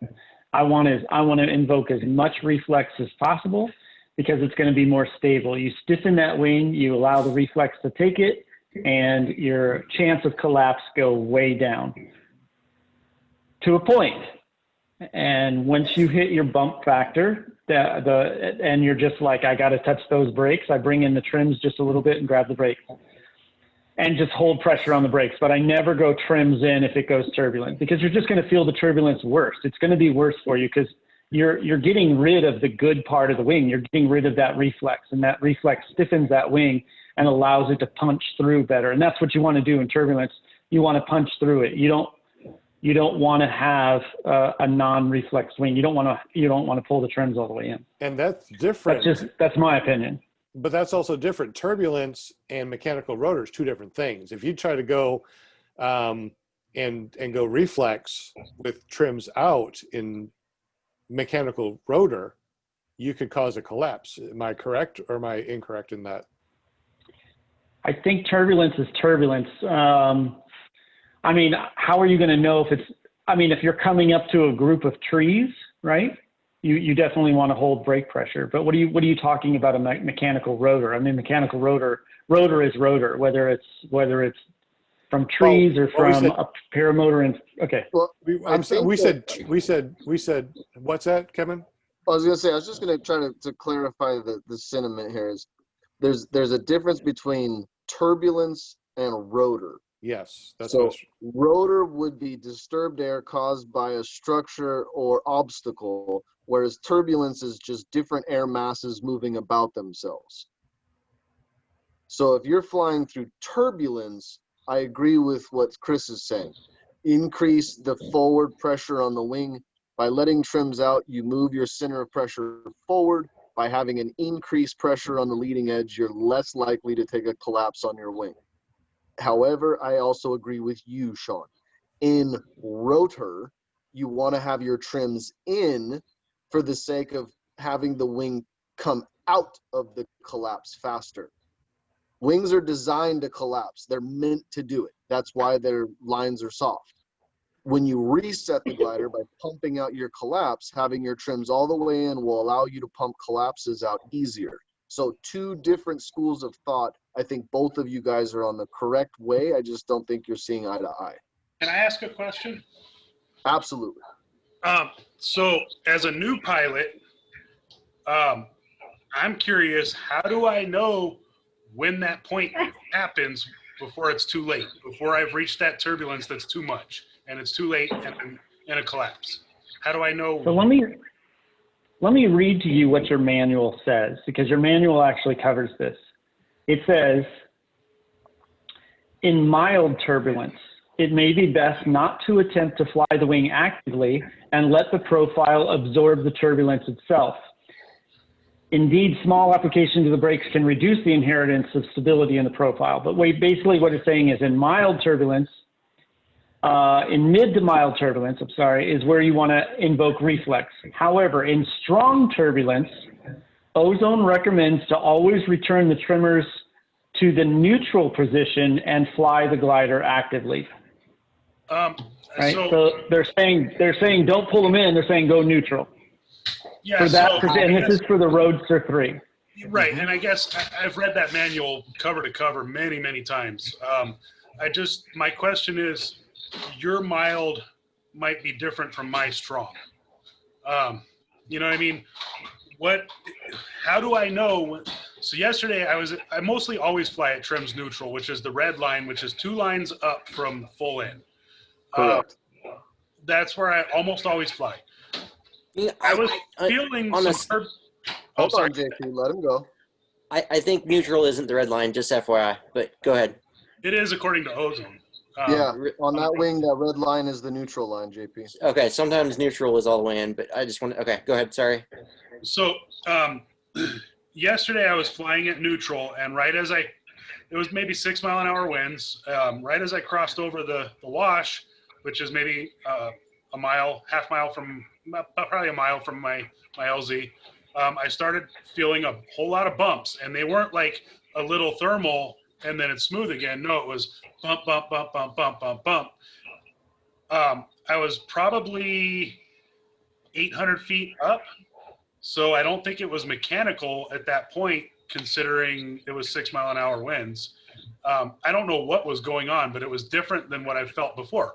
So I wouldn't say I panicked necessarily, but it made me uncomfortable, and I decided to turn back towards the LZ. About halfway back to the LZ, I decided, back to the manual. The manual calls for trims full in, I believe, not neutral, for turbulence. So I decided to go ahead and do that. I pulled full trims in, maybe a quarter mile from my LZ, and that was the first time I had gone trims full in, and I couldn't believe, like you said, how much more I could feel the air. It felt 10 times worse when I pulled them in. I don't know. I'm a new pilot. I'm a brand new pilot, so yeah. So the manual says neutral. It doesn't say trims in. It just says neutral. You don't want to go trims in turbulence, and then you want to apply brake pressure. You don't you'll know the feeling of how much. You don't want to pull too much. You're just holding weight on there. That's it. You'll know. You can feel it. So washes, especially in the Arizona area, the washes. You know what an arroyo is. I mean, you live there, right? An arroyo always follows a wash, right? So in those areas are always cold air. So if you're hot and you go into a wash, all of a sudden you cool down, even if there's not an arroyo around, because that air follows that wash down. And as you're going over it, you're feeling the difference of temperature between the non-wash and the wash area. So it's not surprising that you're going to feel turbulence as you go over washes. Even at 15 minutes after official sunrise? Oh yeah. Okay. Okay. So when you get a chance, look up these terms: catabatic and anabatic. So they describe what he's talking about. So the hot always goes the cold. So either you have positive lapse rate or you have negative lapse rate.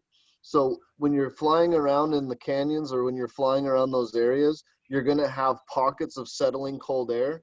And as you go through those pockets of, basically in the morning would be warming air, you're going to be going from temperature changes, and that's what's going to be giving you your density, and that's what you're feeling is turbulence. Okay. Yeah. So to answer your question though, is the easy way to answer it is just to simply say, trust your gear. The wing you're on is very safe. The wing, even in a collapse, will correct itself without any pilot input other than a stall, which unless you're doing dumb things, you shouldn't be stalling the wing. And when it comes to what is your bump tolerance, that is a built up thing. It's today it might be, this is uncomfortable for me. In 3 months from now, you might look back on it and go, wow, such a chicken. I can't believe I wasn't willing to fly that day. So definitely agree. It's always good to err on the side of how you feel. So if you feel, and this is what we call the I'm safe checklist. I'm sure you went through that when you did your Part 91 flying. Am I safe? Am I feeling good? Am I on medications? Did I eat today? Did I sleep today? All those, all the factors that go into how is your personal mental state. So if you don't feel like you should be in the air right now, put yourself on the ground as safely as possible. Exactly. There's always another day. Takeoffs and flights are not always guaranteed, but landings are. And not every landing is going to be as glorified as the ones you want them to be. So it's a marathon sport. It's not a sprint sport. And so mentally, we just have to always tell ourselves, like I said earlier, 1%. Whether it's 1% mental or 1% physical, every time we go fly, we want to gain 1% better pilotage. So that way we're always checking off question marks. Today was, how does it feel when it's bumpy? Well, you experience that question mark.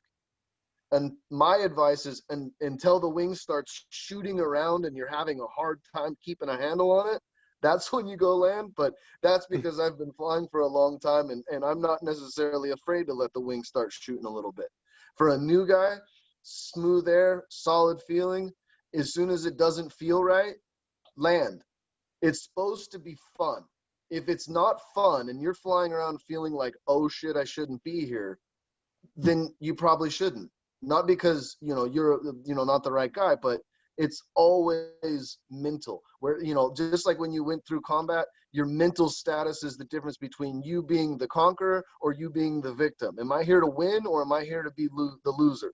Right. Never be the loser, especially in aviation. You're never a passenger.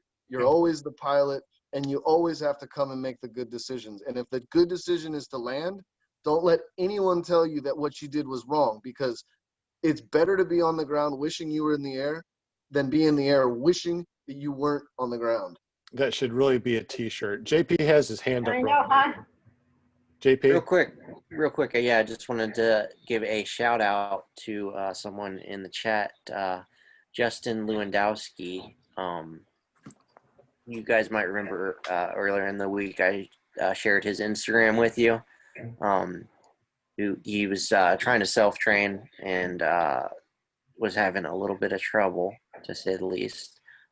He's since decided that he thinks he's going to seek out professional training, and I've invited him to come out and hang out with us, if he feels up to it. But yeah, I just wanted to say what's up, Big Lou. And it's the Zoom is open. If you want to jump in, go ahead and jump in. No problem. Shane, you've been kind of quiet, and want to make sure that you have the ability to speak up. I don't want to keep you in the dark over there. No, I'm being very quiet tonight. I've got a ton going on, and I'm just listening and waiting for the right opportunity for, I don't know, to ask questions that I'm not. So let me go ahead and start with this trimmer thing. I always ask my teacher what the correct situation is for trimmers in or out. And, when it comes to a new pilot, he told me to trims in and light pressure on the brakes. If your trims out, the recovery on a collapsed wing is more aggressive. So again, like I said, I'm a new pilot. Within a year, I trims in 9 times out of 10 when I fly, and it's only if I'm trying to catch somebody that I trims out. But that's just my opinion. I my teacher says only fly blue and black wings. I'm flying only blue and black wings. You know what I mean? You've trusted the guy. You've trusted your teacher. Think of trimmers like a seesaw. So on one side of the seesaw, you have resistance, and on the other side of the seesaw, you have recovery. Right. So as you swing the seesaw this way, you become collapse resistant, and as you swing the seesaw this way, you become more recoverable. That's the realistic argument of trims in or out. Are you gonna roll the dice today that your wing won't collapse, or are you gonna roll the dice today that you can make it pop right back open? I've never thought of it that way. That's good. I like that. And after you've done enough flights, you won't have to think about it. You'll just go, oh, I need to pull those in a little bit. You'll just do it. I watched a video by, I want to say it was Mitch G, if I'm not mistaken, the Apache pilot. Probably. Yeah, it was directly about that, and he drew little paper diagrams about it, and it made it really easy to understand exactly what's happening to your wing and turbulence regarding reflex and trim situations. He is also big on letting the trims out, but he also made a point that we haven't discussed, that there are full reflex wings and semi-reflex wings. And he basically said that anything in the middle between trims in and trims out on a full reflex wing is kind of the danger zone. And that makes sense to me, because the way he explained it is, if you're full trims out, you're hanging 100% on the A-lines and everything else is slack. So that allows the wing to kind of do its thing because it's got a pivot right here, right? Whereas if you're on partial trim, there's still a little bit of pressure and it's not all the way on here, and that's where you get your problem. So that being said, based on that, our Roadsters are semi-reflex wings. They're not full reflex, because no matter what configuration you put it in, you're never going to have your B, C, and D be slack. Well, that's not how reflex works. So Okay. So when you look at a paraglider and you look at its foil, you've got your A's, your B's, your C's, and then your D's, right? Right. So what's happening, and this is where Mitch's video goes, and it's kind of one of those, you got to understand a little deeper than just the basic concepts. But what he's telling you essentially is, when you come on the trimmers out and you let the tail up, your A's and your B's don't change dimension. They stay the same length. It's just your C's and D's that come up. It's just the tail. It's not the nose. What happens is, when you stand on the speed bar, you're changing the angle of attack. So trimmers move the center of pressure forward. Okay. The speed bar changes your actual AOA. So Don't think that's the case on the Roadster, though, or the. No, that's the case across all. That's the case across all paragliders. That's paraglider design. It specifically says in the manual that the speed bar and the trimmers do exactly the same thing. No, absolutely not. It might say that in the manual, but I'm telling you from a physics standpoint, I've been doing this since 2002. That is I'm not not arguing with you. I'm just. Yeah, I'm not arguing. I'm just being informative. Very informative. The change of the distance between the wing and your body is your incidence, right? Right. So the incidence doesn't change when you open or close the trimmers. Your incidence remains the same. When you stand on speed bar, you're changing the distance between the leading edge of the glider and yourself. You're changing the incidence, i.e. you're changing the angle of attack. Okay. So when you move the center of pressure forward, you're loading the weight-bearing portion of the wing. So if you look at any paraglider, the way that they span the lines, and Andre Banderas did a great video on this, where he actually took and started plucking lines off of his mullions and showing what the wing does when you lose individual lines. 80% of the wing is supported on the A lines alone, and then the weight cascades back. So all you're doing by going into reflex is you're essentially taking those lower portions of the wing that's lifting, and you're moving that lifting surface forward, basically making the tail of the glider inoperable. It just doesn't do any more lifting. So by moving your trims, you're essentially changing the span of the glider because of the amount of lifting surface. Even though you're not making it physically smaller, you're making it only use less of its efficient lifting surface. So JP, what is this that you're on right now? That's the. This is the Ozone Manual. Yeah, go to Okay. page 33. Go to page 33. I think that's where I just was. Yeah, 33 will give you a picture of the risers, and so you can see where the speed bar connects. Yeah, And so then my it's kind of understanding, better to have that visual. at least with the Roadster, is the only difference between speed bar and trims is the speed bar does more, but it's the same thing that it's doing. It's a 40-60 though, right? I mean, 40% in the It trimmer, depends. 60 It is depends on the wing. It depends on the manufacturers. Some wings put a lot of their speed in their trims, and some wing manufacturers put a lot of their speed in their speed bar system. It Right. just depends on the manufacturer. And then within manufacturers, like with the APCO, for example, if you get the APCO Easy versus the APCO Easy R, the wing itself is the same wing. The only thing you're changing is the risers. And just by changing the risers, you change the fact that you get 2 inches more trim and a full speed system. Right. So same wing, different risers turns it into a different wing, essentially. It's a lot to learn. It's a lot to pull in as a new pilot. Oh, this is one of those hobbies that you can spend 50 years and learn that you don't know ever enough. Yeah, I've noticed. And there's a lot of conflicting opinions I've noticed as well in this hobby, or in this sport. And that's kind of worrisome a little bit. well, because we learn Opinions something. come from and then we try to- experiences. It's not bad to take the opinion from someone who's experienced SIVs or experienced flying multiple wings.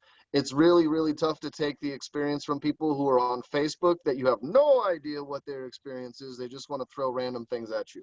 Right. But then there's also Dell, who argues the opposite of what everybody else says, but he is experienced. I think he only flies one wing, though. Doesn't he just fly one wing? Yeah, that's true. And way overweight for the wing that he flies. Interesting. It doesn't matter. He has a crumple zone, and he was trained by God. My God. No, by Jesus. Get it right. No, it was by God. It was Oh, was it by God? Oh, that's right. I saw It the video. was by He did say God. By God. Yes, that's right. It was God. Not Yes, it was. by the man himself. Oh, Lordy. That's going a whole new territory here. Yeah, it is. Hey, Brian Haybell, is there anything that you wanted to talk about? I don't want to leave you guys in the background there. Brian's been having fun this week, seeing on Facebook there. So yeah, I man. have one more. I have one more question for Chris, though. Now that you've gone through the effort and process of building your own paramotor frame, have you sat down and actually taken any thoughts of making a new version or another version of a frame for the future, and then improving any of some of your designs that you've come to fruition with? Absolutely, yes. In fact, I have started it's in my head so far, but yeah, it's going to happen. There will be a V2. In fact, Awesome. Thank you. so the reason I named the thing Blue Falcon to begin with was, I'm not sure if you're aware of or familiar with the term, but Blue Falcon it's an Army reference. Basically, a Blue Falcon in the Army is the guy who always tattletales and snitches on everybody. He's the guy that always gets everybody in trouble. We call him the Blue Falcon. It's the MP, the military policeman. We always called him a training accident. So, huh? So we always called him a training accident. Yeah. So anyway, the reason I named it Blue Falcon partially was because I fully intended it for it's going to tattle on all of its problems so that I can improve it for V2. That's where the name came from. So I started the build and completed the build absolutely with the intention of building a version 2.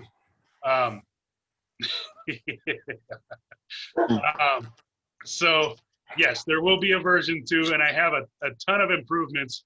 Most of them are going to be with torque compensation in mind. I'm going to put some fins in it, some carbon fins. I've built a ton of model like DLG sailplanes out of carbon fiber. I have a whole setup to do vacuum bagging and whatnot. So I'm going to put some torque compensation into it, and I want to make the the kind of midsection part of it, like around the engine and your back, a little bit stronger. Because I've bent it and had to fix it several times from my butt landings. So I want it to be, you know, a pound or two is not going to hurt anything. So, Sure. yeah, I want it to be a little bit stronger around that area. But I mean, for the most part, it works well. In fact, it works a lot better than I thought it would. It did take some adjustments to get it. Like the first couple flights were really sketchy. But you know, I added a little bit of thrust offset to it and some lamels, and I had to cut some parts off and shorten them so they don't bend so easy, like the little landing skids, so they don't hit my feet when I run. But other than that, I mean, it flies well. But I mean, the most important thing I can say about it, like I said, is all the parts that can kill you were parts I bought. The rest of it was what I made. So the swing arms I bought, the harness I bought, obviously the engine. I mean, so, I mean, everything They weren't else. made in China, were they? What's that? The parts you bought, they weren't made in China, were they? No, Thailand. no, the swing arms were Minari, so they're Polish, if I'm not mistaken. Minari is Italian. Is it? Yeah. Well, there you go. So it's He's from basically, Italy. yeah, so you've got Italian swing arms, Italian engine, and wherever APCO's made. But Israeli. there you go. So, yeah, I just, I built the stuff, like I said, that if it breaks, who cares? It's not going to kill me. So, and I have a TIG welder and I can fix it. So. JP has Do a you question. fly with a real Do you fly with a quick. reserve? Yeah, that's another thing. Okay, so I'm gonna catch a lot of flack for this. I do have a reserve, yes, and I do fly with it. That being said, it's 21 years old. Oh. I repacked it maybe 2 months ago. It feels like it looks like it's in good shape. It feels like it's in good shape. I grabbed it and pulled it as hard as I could to see if it'll tear, and it doesn't tear. But it is $19.99. At least you have something. It's just better than nothing. Yeah, it's better Yeah. than nothing. It's It like could, a 50-50 you could chance. slow your descent down a little bit more and Yeah. possibly save your life. But this is what you got until you get a new one. So it's not like Exactly. this is what I'm going to use forever. Exactly. Right. I've already talked to the wife about it. I am going to get a reserve. Did you say you repacked it yourself? I did repack it myself. Yeah. I followed the manual for this particular reserve doesn't exist because the company is long gone and they didn't have the internet when it was made. So it's a pull down apex round. So I used the Gen Yeti manual to repack it. Like I said, it's a 50-50 chance it's going to work. More than anything, it's about 8 pounds and it's on my left side. So it gives me a little bit Ballast. of counterweight to counter my It's got torque. some ballast. Yeah, it gives me a little bit of counterweight for my torque. Yeah, we are going to get a reserve. That's definitely going to happen. It'll probably be tax time again next year. But So just to toss it out there, a quick way to help you offset some of your torque, make yourself about 1.5 inch spacer and space your left swing arm out about 1.5 inches. yeah, And just that alone, moving your carabiners that much more apart, but only one of them is giant as far as torque compensation will work. yeah. Will that affect it if it like cruising or anything else or takeoff and cruise and idle? The only thing it does is it gives you a very, very shallow left turn when you're completely on glide. Yeah. And so like when you're coming in for landing, you just hold about 2 inches of right hand, leave your left hand all the way up. When you get to about 50 feet, put both hands all the way up, let the glider dive fast, and then you just flare as normal. But it's just a very, very gentle left hand turn.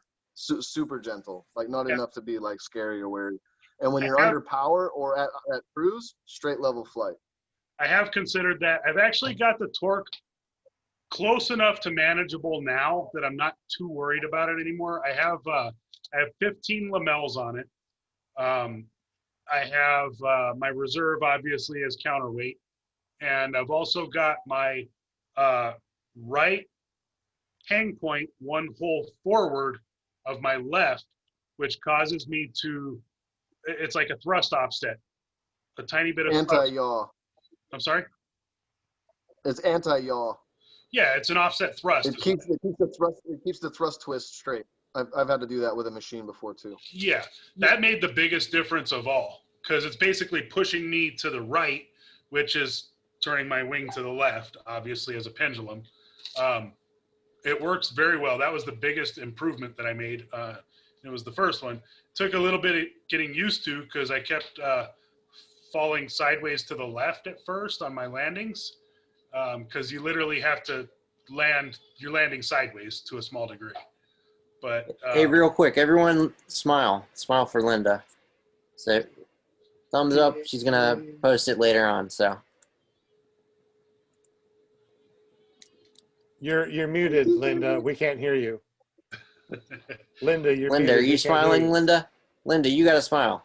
Ready? Okay, I'm unmuted. I Ready? usually have Sean do the screenshot because No, put your phone down. We're going to send you the picture, okay? Oh, okay. Ready? Oh, I'm One. excited. All right, okay. 1, 2, 3. Perfect. So how do you do that again? Control, command, what? I can't. Command Shift 3. Command Shift. I'll post it for everyone to see. Hey, real quick. You hit the What's soft up, link. Justin? You guys see I love you Justin guys. joined the I love you guys. Justin is the guy that I showed you his Instagram earlier in the week that I'm pretty sure he's going to kill himself.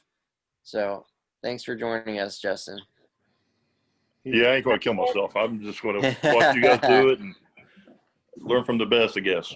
I got to go get a bottle. I'll be right back. You're good. Okay. He's going to hit a bottle. Man. It's not a hay bale, but it's a bottle. Hey, it's a start. No, I'm just teasing you, Justin. I just, you know, this is what we kind of do is we're oriented towards newbies. And I saw your Instagram the other night, and I was like, man, that guy made me a little bit nervous. I'm not gonna lie. It made me nervous. Yeah. I was airborne before, and I just figured, well, if I can get it in the sky, I can always get back down. And I watched, the guys on the internet that said, if you can go up, down, landing, it's all good to go. Do you mind if I show your Instagram here? Yeah, go for it. See, the problem he's already doing it. We went the wrong direction. We started in the sky and fell back down. We start at the bottom and go back up. Yeah. Yeah. That's oh, okay. Yeah, I didn't know this was you. Yeah, I saw that. It looked like you looked like your feet went slip, shoot. Where is this at? Where's It's an abandoned airfield in Kentucky. Okay, because I see what you. kind of shoes were you wearing? Because it was like you slipped on Wow. black ice. I was wearing combat boots, and the chute is a Roadster 2. Are you in the service? I was. I'm retired. I got shot 4 times. I'm a disabled vet. No shit. Only Have we got a program for you? Oh, do you? Somebody get this man a resurgence application. Absolutely. Yeah, that was kind of a buttlander there. Wait a minute. Go back. What is he holding? Is he holding A's and B's? No, just the A's. Just the A's. Okay. That's the Ozone Roadster 2. It looks like it has the split A's. Okay, I think I saw his brake. Okay, it's the brake that he's holding and his A's. Okay.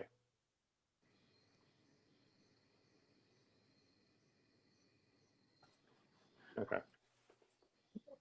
Yeah, I tried. I just couldn't get off the ground. It's like too much. 285 is hard to get up off the ground. And I think another thing I've done was I wasn't pulling any brake compression. You can see my hands all the way out in the front.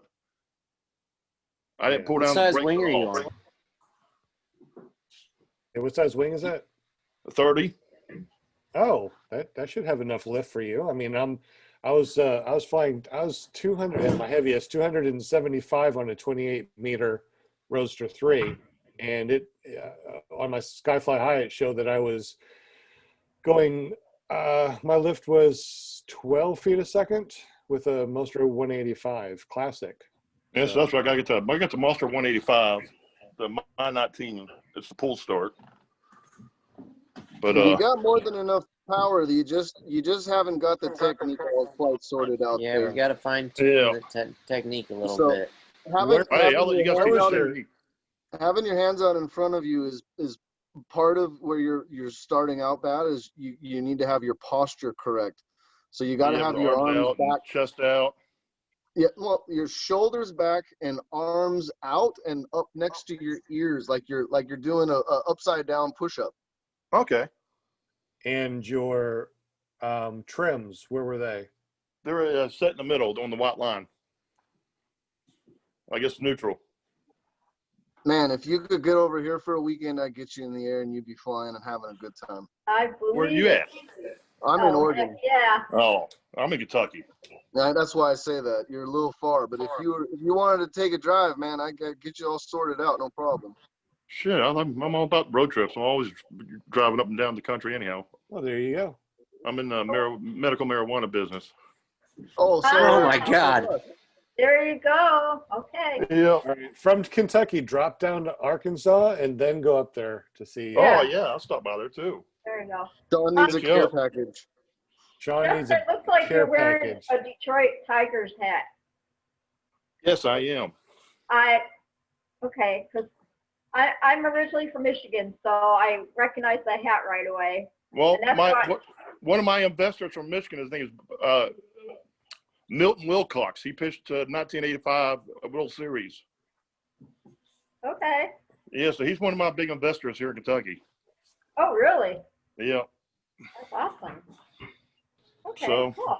Yeah, I cool. green gold. Hat. Yep. Hey, JP, go back one. Back to the ranch. Okay.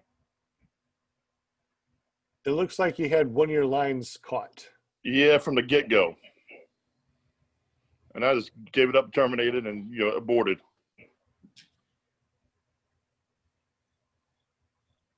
Yep. 1 second. I'm trying to get the audio for you guys. And that's when I cut the line too. I cut the sheathing off.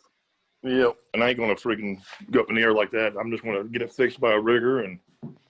Oh no. You guys hear me? Go to Forums. Use duct tape. No, listen, check it out. Go to 4winsppg.com. Send Shannon an email. She'll send you a brand new line for $20. Oh, sweet. And that's easy to put on? They're easy to put on. Super okay, easy. Cool. Thank you. I thought I had to get to a rigger or something. No. If you tear up lines, every glider has a glider line guide. And so you can order any line you need as long as you know the line it is. Okay, I know. So if it's your number 1 C line or if it's your number 1 D line and the prop dinged it, you can just replace that one line and they're $20 a line. If you're having problems inflating and it may be out of specs, maybe it wouldn't be that worst. The worst thing to do to send it to Shannon to get it all checked out in the first place. That's also not a bad idea. Just saying. How old is it? Yeah. It's a Roadster too, so it's. But 2 years old is what the guy said it was. He bought it new 2 years ago and took it. He took it out, tried to self-train, and got tired of it and put it up. He said it has probably less than 5 hours on it.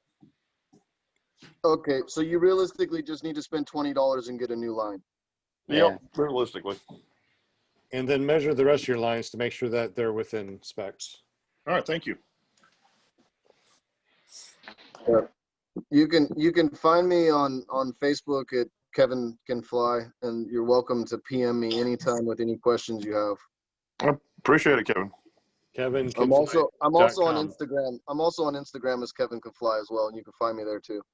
All right, thanks, Kevin. Appreciate it. My name's Big Lou. Don't be confused, because I'm very big.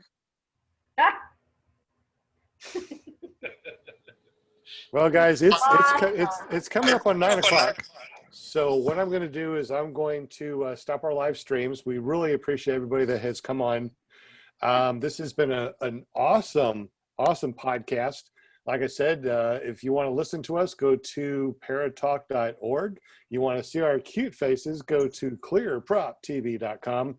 Is there any questions in the chat that we need to answer before we leave? How many feathers are in a pound? 1 pound worth. And what's heavier, a pound of feathers or a pound of lead? Well, a pound of gold, obviously. Of course. Justin, you're welcome to come back. Ladies swallow beans, Or a pound of sand in your wingtip. Well, that'll just make you not really have fun for a few minutes. You better fly with your butthole open if you have that much sand in. And our panel, is there anything that our panel wants to say before we head on out? Where are we going? Just like I said, same for Chris or anybody else. If I'm always at your disposal for questions. So if you ever need, it's Kevin Can Fly on Facebook. Send me a PM. Any questions you have, whether it's motor maintenance, your wing, tying in 2D, whatever, it doesn't matter. If I don't know it, we'll learn it together. So I'm always out there and available for anybody who wants it or needs to ask a question. Thanks, Kevin. Absolutely. Kevin, you rock. Hey, Chris, check the chat. Check the chat. Oh, yeah, I got you. I'll hit you up after we're done. Road trip. Definitely. Chris, I sent you a friend request, Chris, so I can get on watch your YouTube. I sent you a friend request. Cool. I will accept it. Thank you. Okay, you're welcome. Yeah. Mr. Skinny Shane, anything Just that you watch want out. to say She'll before we send head your on kids out? presents at Christmas and stuff. She's like, "Well, and just adopt you. It's fine. Just accept it." Skinny Chef, you're muted. Unmute yourself. I just bought a cargo trailer, so I'll be making that into my pair I camper. saw that. Awesome. And I plan to do a video on that, and yeah, I can't wait. Where can we find this video, Mr. Shane? Well, as soon as my wife's not letting me spend any more money. Apparently, buying a cargo trailer means you can't spend any money, because she just thought I was going to buy this and then put my paramotor in it in a tent and then head out. What she doesn't know is I'm building a whole new live-in camper apparently on a budget. That's probably going to be good, because once she finds out what you've done, you'll probably go and live in it. The doghouse, right? Yeah. Oh. I'm going out to my motorhome. I mean, my camper, my real camper, if that happens. You always wonder why the manager at work has a $5,000 leather couch in his office. It's because his home life ain't that great. Yeah, exactly. But yeah, I plan to. Linda, you got mail. I'm gonna do a step-by-step video on that coming up here in the next probably. It won't be for like another month, because apparently I'm not allowed to do nothing right now. So make sure that you make sure the title says "How to Build a Doghouse." Yeah, exactly. Good Lord. 10 days of flying, then you buy a trailer. I can't imagine why she would be unsatisfied with your behavior. I mean, I went to Ohio for a couple days, and then I went to North Carolina 3 weeks later for 9 days or 10 days, whatever it was. And I'm going next weekend to another fly-in, and wow. Is that flying called Carnival Cruise with just your wife? Because I bet you she's not there. Hey, you know what? Every time I leave, I'm like, why don't you go out and do something? She's like, I'll just sit at home. I'm like, why? I wouldn't sit at home. If you were going somewhere, I'd be like, oh, time to go hit the town and have fun. I'm There's just saying. a hot pizza and a cold beer calling my name. Exactly. Nah, she's a good girl, man. She just chills, dude. I don't know. She's put Apparently, up with you this long. She must not be too bad. Yeah. apparently I'm her entire world. I'm just saying. It happens. Well, I mean, you do have the kind of personality takes up a room, so we'll just. It does. That or the size of my head, one or the other. We kind of missed your comic relief today, though, too. So I have been preoccupied on some other things that it's the sad thing. You don't want to bother with it. It's all good, but we're glad that you're here nonetheless. Yeah. I'm trying. It's hard. You know, with our guest there talking about the PTSD thing, it struck a nerve. So I kind of got a little quiet. It's all right. Are you a vet too? No, I did the hardest thing you'll ever have to do as a parent and say goodbye to your kids. So. Oh man, I'm sorry about that. So yeah, you don't have to go to war to have PTSD. You just have to have something traumatic. So. Yeah. It struck a nerve with me, and it shut me down tonight. But you know, it's everybody deals with their own stuff their own way. So. Man, All right, wait a minute. We gotta do a group hug. Group hug. Group hug. What is it? Just me and Linda? That's it? Come on, guys, do a group hug. There we go. Kevin's hugging me from behind, and I don't know what I'm feeling. Group hug. Come on. Okay, that's good. I ain't good Lord. I love you guys. So my grandpa used to always have a little homonym he used to tell me when I was a child. And he used to tell me, God only takes the children that he loves the most. And the only reason why men are bald is because he covered the imperfect heads with hair. There you go. Oh, crap. I have hair. My grandpa was also bald, so, you know. Right. That's funny. Chris, any final words before we kill the live streams? Can anybody call my wife and let me spend money, please? Okay, I will. Just use your PayPal, okay? Just PayPal everything. No kidding. Oh my God, man. She has like watched me like a hawk the last couple of days. Oh, it's killing me. Oh man, thanks. She's taking your credit card and everything, huh? No, but let me tell you what happened. We're going Saturday over to Orlando for a wedding, and we're staying the night. So I'm thinking of ordering some stuff Thursday, and then when we're not here, I'll just have my daughter put it in her room and hide it. What if she listens to this podcast? She'll know your secret. My wife is listening and she's learning all the tricks. No, see, the real trick is you open it immediately, sit it with the rest of your shit, and then pretend like it's been there all along. And you have no idea where this charge has come from. Yeah. Unfortunately, I'll have to call PayPal and sort it out. My account must have been hacked. I didn't buy anything new. It works. Unfortunately, there's nothing in my cargo trailer. So if all of a sudden, you know, some lights show up or an outlet, yeah. That's not the same cargo trailer. I traded mine to my friend. He already had that. Just talk to Kevin. He'll set you up. I haven't been excited to do any. Oh, I forgot to tell you guys. So the trade-off. It's not for you. It's for her. So that way, when you go to the fly-ins, she has a comfortable place to be. No, she is perfectly fine with tent camping. She loves tent camping.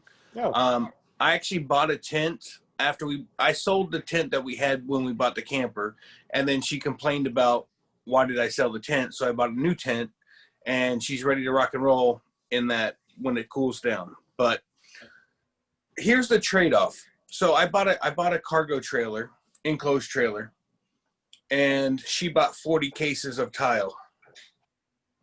Oh, hello. Somebody's going to be doing their best work on their knees. Yes, I am. Get those fancy knee pads from Home Depot. So I'm gonna take my best possible skill and pay a guy to do it because I'm done with that. I don't blame you. That is not fun. Oh gosh, I would do the same thing. I'm like, oh, screw this, man. In the 13 years we've lived in this house, I have laid, I've tore the carpet out, laid tile, tore the tile up, put more tile down, tore that tile up, put hardwood floors down, and now I'm fixing to go with hardwood floor looking tile. Done. That's So, just known as equity retention. That's all it is. I'm over it, man. I'm willing to pay somebody to come in and do this. I'm like, we're just gonna go move out into the camper on the side of the house while this is all getting done, and it's all good. There you go. Oh, good. Need to talk to the guy that you're going to hire and have him pad the bill so you can afford your lights. I'm pretty sure that you really should take that Carnival cruise while all of this is going on. I like the sound of that. Well, I'm fixing that on the 20. I don't even know. At the end of this month, I'm going to Wisconsin to do a ceremony for a wedding, and my wife's like, "Hey, can we just have the guy do it while we're gone?" I'm like, "Dude, I'm not letting some guy in my house while we're not here." What? Seriously? No. The dogs will just give everything away. Yeah. Exactly. Have you not seen my ferocious Rottweiler? He won't do nothing. The one that you scratch inappropriately on Facebook? I saw that one. You mean don't scratch? You mean I don't scratch? I saw where you were touching that dog. Don't you try to lie to me. Oh, he's not that well endowed. It's a little further down. No, he I don't know what it is. Angle. Yeah, it was a hilarious angle. But I don't know what it is with that dog. If you stop petting him and you leave your hand on him, he flips out. I don't know what it is. He hates it. Even in the middle of the night, I'm sleeping, I'll roll over and touch his head or whatever and just leave it there. And he flips out in the middle of the night. Yep. It's all over. Can't do I'm pretty sure in like a week or two he's gonna file a class action lawsuit like they did with the And I will switch his feed over from top of the line to friggin' O'Roy's. The 100-pound bag of Alpo. Get Alpo. That dog eats pretty damn good. Tonight he had his pedigree dog food mixed in with the juices from the steak tonight. See? Steak and potato. Oh, yeah. You're as bad as me, Shane, man. I cook up like fresh hamburger, man, mix it in their food. They're like so spoiled. I just bought 15 pounds of ribs for my dogs. When it comes to hunting season, my dogs all get one deer a year. Wow. Deer meat's good. Oh yeah. Forever. It's good. How many deer are you allowed to hunt in Florida? Good Lord. We're allowed 2 a day. 2 a day? We're allowed 2 a day. Wow. That's a lot of deer. I need to go hunt in Florida and just bring my AR and just freaking let loose. Brap. I mean, I got a whole grand idea for that. We just fly tandem. The passenger on the front runs defense, and the pilot, does the navigating portion. And when you find an animal, the passenger goes from defense to offense real quick, and then it's all right. See, Part 103 says you're allowed to drop stuff from your paramotor as long as it's not a hazard to people or property on the ground. It doesn't specify the velocity at which you drop things. That is true. That is true. Because all rounds, they drop. Well, unfortunately, the game warden thinks that shooting anything from a moving vehicle is illegal. Or a moving... I already looked into this because that was the first thing I thought about doing. Yeah. In Oregon, at least, you cannot fly and hunt on the same day. What? Yep. If you fly, like say hypothetically, you fly into a hunting area, you can't fly around, scout where the animals are, then land, and then walk over there and shoot them. They consider that unsportsman. Wow. So that's Part 91, right? If you fly today, you cannot hunt till tomorrow. Like that's after midnight? Right? I wonder if you can fly a drone and hunt, because that's kind of the same idea, right? The guys, No, you guys like paramount over a place where you want to hunt first, and you're not allowed to do that, right? That's what they're saying. Like guys are down there hunting, and you got people paragliding over that to see where. No. What they're saying, Linda, is if you're going to do active hunting, and you fly any aircraft, whether it's a helicopter or an airplane, into that hunting area. Okay. You cannot hunt the same day you fly. Is that a passenger and a pilot? That's anybody in that aircraft, does not matter. What he's saying is you can't cheat. Yeah. So we went over last year to go hunting. My father-in-law is a big time hunter. I'm not. I would rather use a camera to take shots than a gun. Oh, that's sweet. Well, I mean, I can easily go get a steak at the grocery store. I don't need to sit in the woods for 4 days to do it. I'm going to take pictures and leave footprints. But I had this conversation before I did it because I wanted to make sure I didn't get anybody in trouble. But I had brought my DJI with me, and everyone who knows about DJI knows the thing has several kilometers of range. And so the idea was I would use the drone, go fly a couple of the draws and figure out if there was any paths or animals, etc.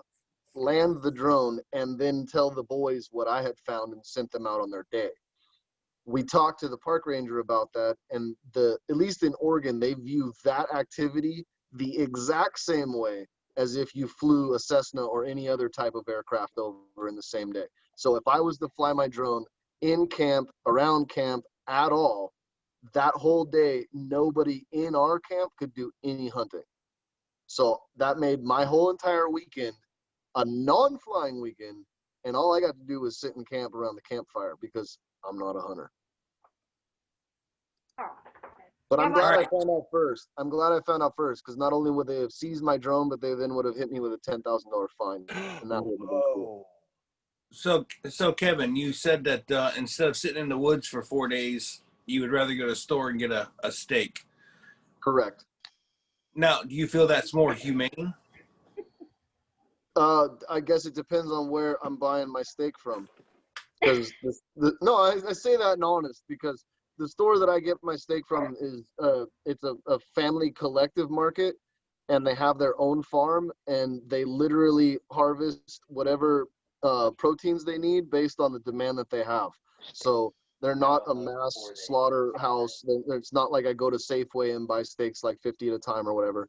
It's what we call the Sherwood Food Collective, and it's basically one farmer that has a lot of land and then uses that to produce his own store and so forth. It's all USD or certified organic, no hormones, grass-fed, yada, yada, yada. It was actually super difficult for me to get used to at first because if you've ever gone, anyone who has ever listened to this might understand, if you've ever gone from regular old store-bought steak and then transitioned over to pure 100% grass-fed beef, the flavor profile is totally different.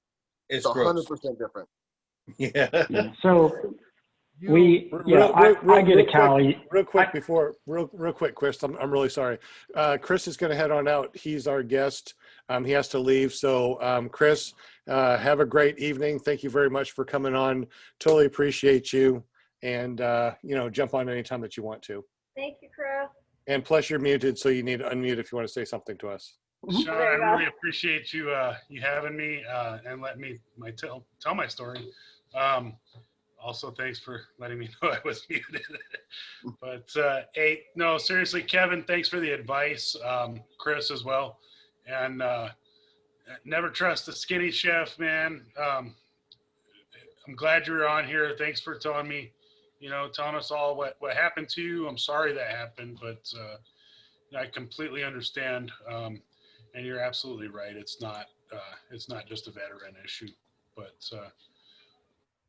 anyway, but thank you for your service. My son was also in the Army, and but he passed of cancer. But I mean, at 19 years old, it's not fair. It really isn't.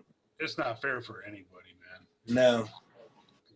But I do feel for you. I completely understand what you're going through, and I'm sorry that you do have to go through that.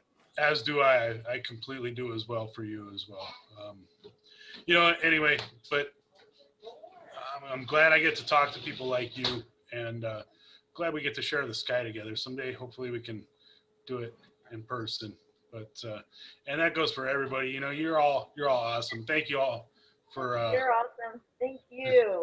Yeah, thank you, Chris. Appreciate you. Thanks, a lot. Chris. You guys Keep have up a the good good night. work, buddy. You're doing great. And jump on every Monday. You're definitely part of the panel. I'm gonna try. I'm definitely gonna try. I'll do All most. right. I can definitely do most. But you guys have a good night. Thank you very much. All right, Good Chris. night, Chris. Thank you. Bye bye. Mr. Chris Wheeler, thank you. Thank you for pausing. Go ahead and continue, please.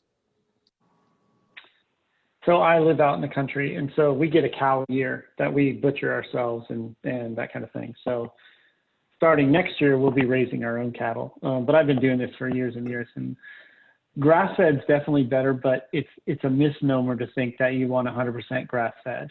There's a problem with 100% grass-fed. What you don't want is you don't want hormone injection. That's what you don't want. You don't want hormone injection or antibiotics that are uncalled for. It's kind of like your own body, right? Mm-hmm. But you definitely want to grain a steer prior to slaughtering him by 3 or 4 months. You definitely want to feed him grain. And the reason why you do is because the best part of the meat is the fat. It's what gives the meat the flavor is the fat, right? Even if you cut it out. Yeah.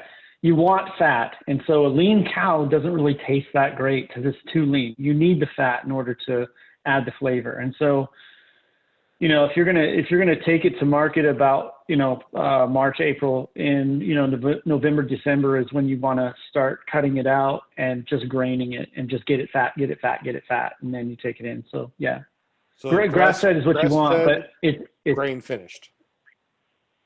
Yeah, you definitely want to finish it with grain, and you definitely, getting it from a local rancher is the way to go, because you can ask them, what hormones have you injected into this? What antibiotics have you had to give? And if they're like, oh, we just do the standard antibiotics, go to a different rancher.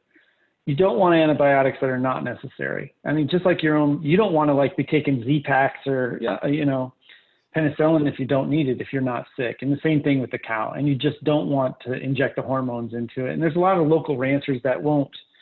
By the way, we pay usually about $3.50 to $3.90 a pound. That means T-bones, ribeyes, ground beef, whatever, the roast, $3.50 to $3.90 a pound. You can't even get that in the grocery store for ground beef. Right? Now, now this year we had to pay, I think, $4.80, and the reason is because COVID, and all of the ranchers now are having a hard time getting to market.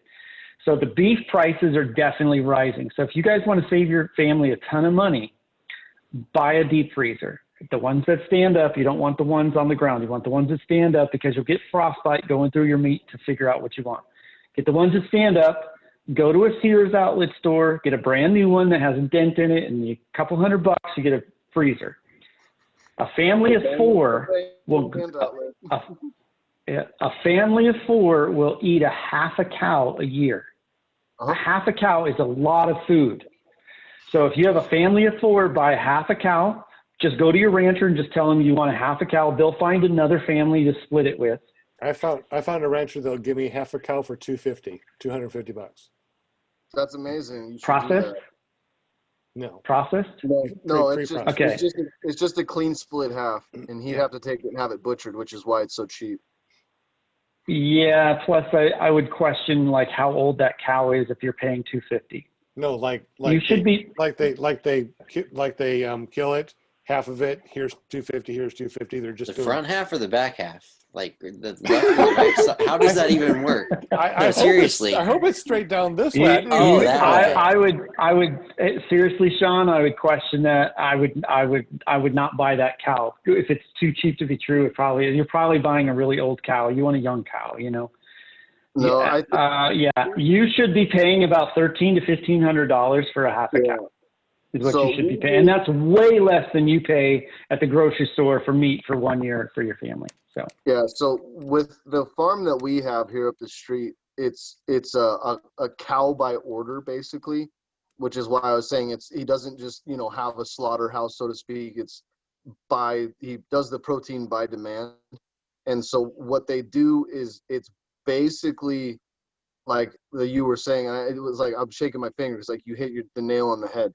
It's like $1,250.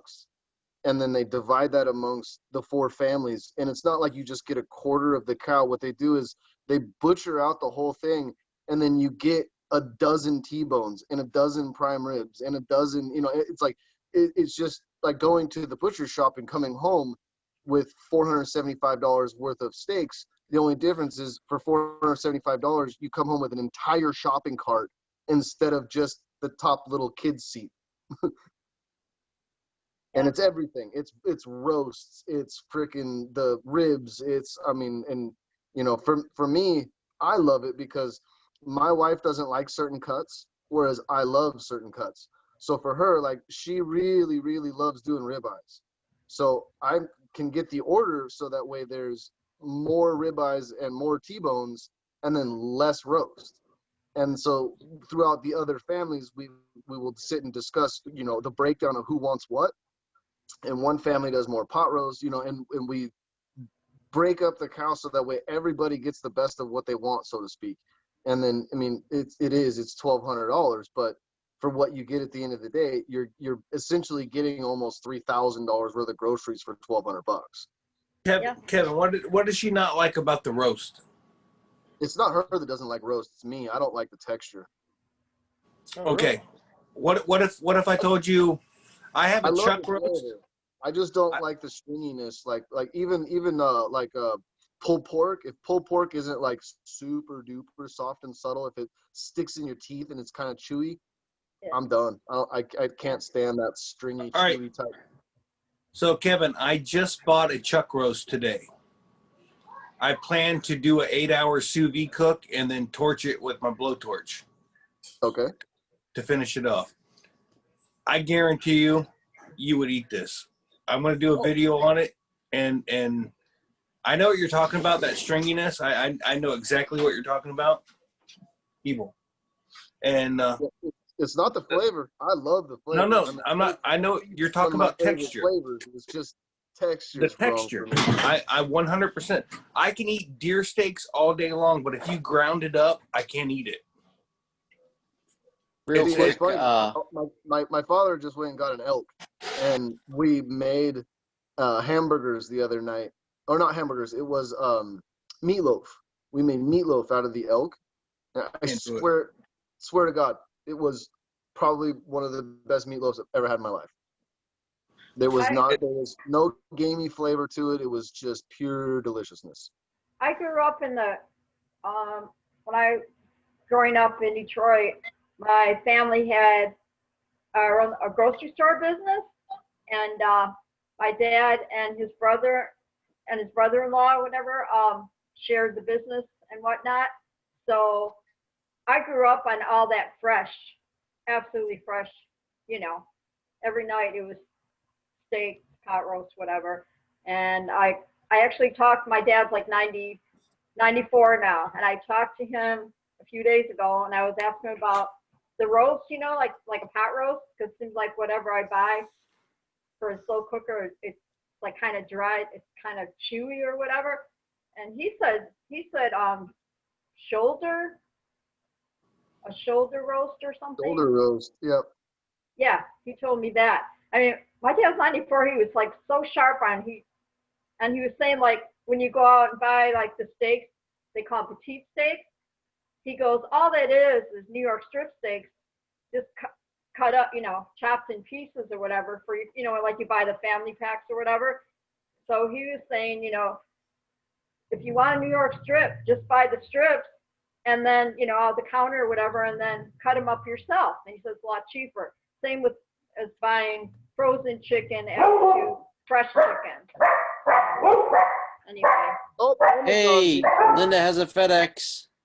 FedEx is here. She told us this was going to happen. Hey, JP?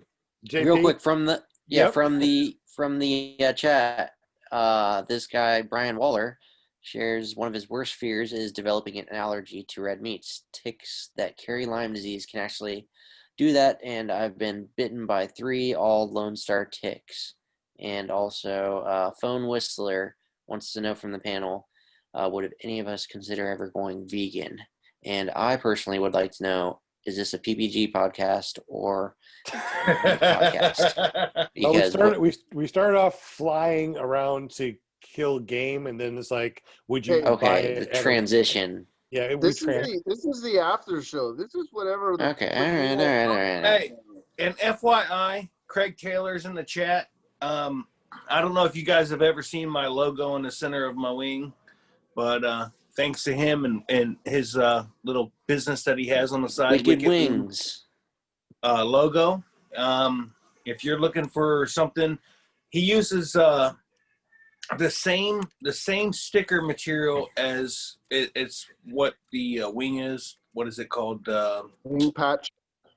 No, what is the material called? Good Lord, hurry up, Craig. Type it in the chat. What's the Craig, type it fast. Type it, hurry. What's the material called? Jesus. Keep in mind, we're on a 30-second delay, so he's not going to see us talking in real time. We'll just keep this going. Hurry! We'll just keep saying hurry for 30 seconds. It's Jesus. Good Lord. Good Lord. Ripstop. Thank you, Jesus. So it's the same material that your wing is made out of. So you literally do not even your wing has no idea. Whatever. It's like putting one big patch on your wing. Yeah, exactly. I just put a big one with a cancer ribbon right in the center of my wing, so it'll never. Craig has verified. How do we get a hold of this guy? Craig verified. How do we get a hold called of this guy? Craig, he's in the chat right now. Yeah, Craig Taylor. Can you drop contact info one way or the other, email, what have you, so that we can get some orders from you? He needs to jump on real quick so he can talk to him. He needs the order right now. He needs to get to be winning. And not too many people. We're still streaming. This is going to be on podcast all over the world. So yeah, Craig, and tell your Sean, drop the password or the code and the password. It's scroll up. It's there, and JP just went full screen, so I can't get to it real quick. So, Craig Taylor is also Craig Taylor is a he's a he's a one-legged foot launcher. He's a amputee. Yes, amputee. It's awesome. Which, by the way, I love Craig. The dude can foot launch like nobody's business. If you didn't know that he was missing a leg, you would not know he was missing a leg when he launched. Does he left foot launch or does he right foot launch? He does everything right. You know what I mean? Kevin. There, the link is up above, but I just posted the and so did JP. What are you drinking there, JP?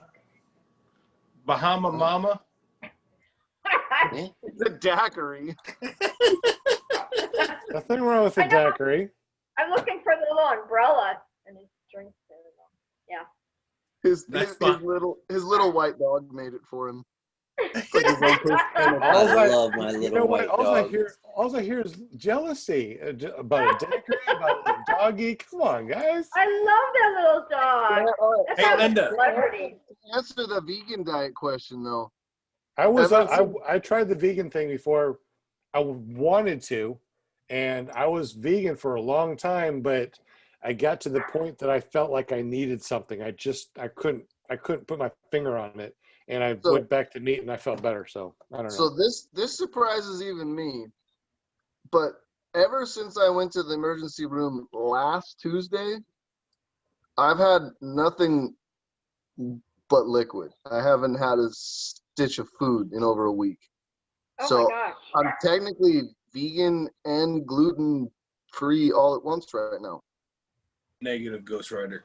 I need to eat red meat. Well, I thought so too until it just kind of stopped being a hunger and just went away. And now I just feel like I do any other day. I just haven't eaten. I stopped eating sugar about 20 some days ago, and I have no cravings for nothing anymore. And I lost 7 pounds. Oh, good. Congratulations. I lost a little over 20 now. I saw your picture, Sean. You're doing really good. I wonder if it's the note. You're not eating sugar then, right? Just water and tea. There you go. Actually, yesterday I had 2 Vita Coco mixed waters. I mean, you get your vitamins and your protein and stuff, Kevin. You know what I mean? Because you can't live on. Yeah, water. no, when I talked to my doctor, he says because of the effects of pancreatitis, I can't have anything that forces my body to operate or work its quote digestive system. Oh, okay. And so due to the inflammation of the pancreas, because the pancreas produces the enzymes that stop and start your hunger emotion. And so every time I eat, it then has to produce these hormones, and there's ducts between your pancreas and your stomach where these hormones pass through. And apparently that's where I'm having an issue, is what they suspect. And so if I have anything that's a solid food, then it's just going to exacerbate the problem that I'm having. So I haven't been able to eat anything that's been solid food since, like I said, last Tuesday. So I got cleared today. Today I'm allowed to go back to a soft foods diet. Okay. So JP, go back down and show them that badass wing right there. Oh, look at that. That's Wicked Wing logos right there. So I wish it would let me blow it up. Paramotor crazy on it? No. Yeah, he did Paramotor Crazy stickers as well. Hey, and that sticker's still on that wing despite it being dragged through the Ohio River. And catching a fish. and catching a fish. Yeah. And catching a fish. So yeah, he does some good work, Craig Taylor at Wicked Wings Logos. So here's his contact info right here. wickedwingslogo@gmail.com. Is he not going to jump on? He's also he's also part of the our Paramotor Nation. Craig's probably sitting in his easy chair eating a bucket of ice cream, laughing at all of us right now. Yeah. That's funny. Half asleep. Oh, that's why he doesn't want to jump on, because he's part of our Paramotor Nation. He's probably naked. He's in the hot tub with David.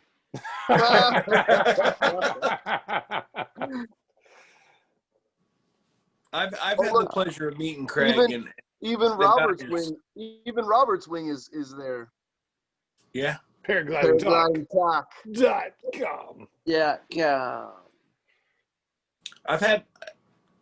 Craig, we got to get my my flag put on there too that you did for me. Oh, Craig did your flag? Yeah. Oh, that's cool. I need a logo. I want to put my face on it though. I don't have a very, you shouldn't put your face on it, no. Yeah, I mean, let's be real here. Maybe put your dog's face on there. Yeah. Oh, that's what I'm gonna do. People, will you be my mascot? Dude, she could so be my mascot. Look at that. You know what? One of us already has a dog for a mascot here. Yeah. Yeah, but your dog's throwing up. Mine's a little bit cuter. A puking dog or a cute little puppy? I don't know. Which one do we want? Yeah. All right, I got to go, guys. So thanks for having me again, Sean. All right, Chris. Have a good one. Chris. See you guys. All right, Chris. Thank you. I got to get running too. Hey, there's Craig Taylor.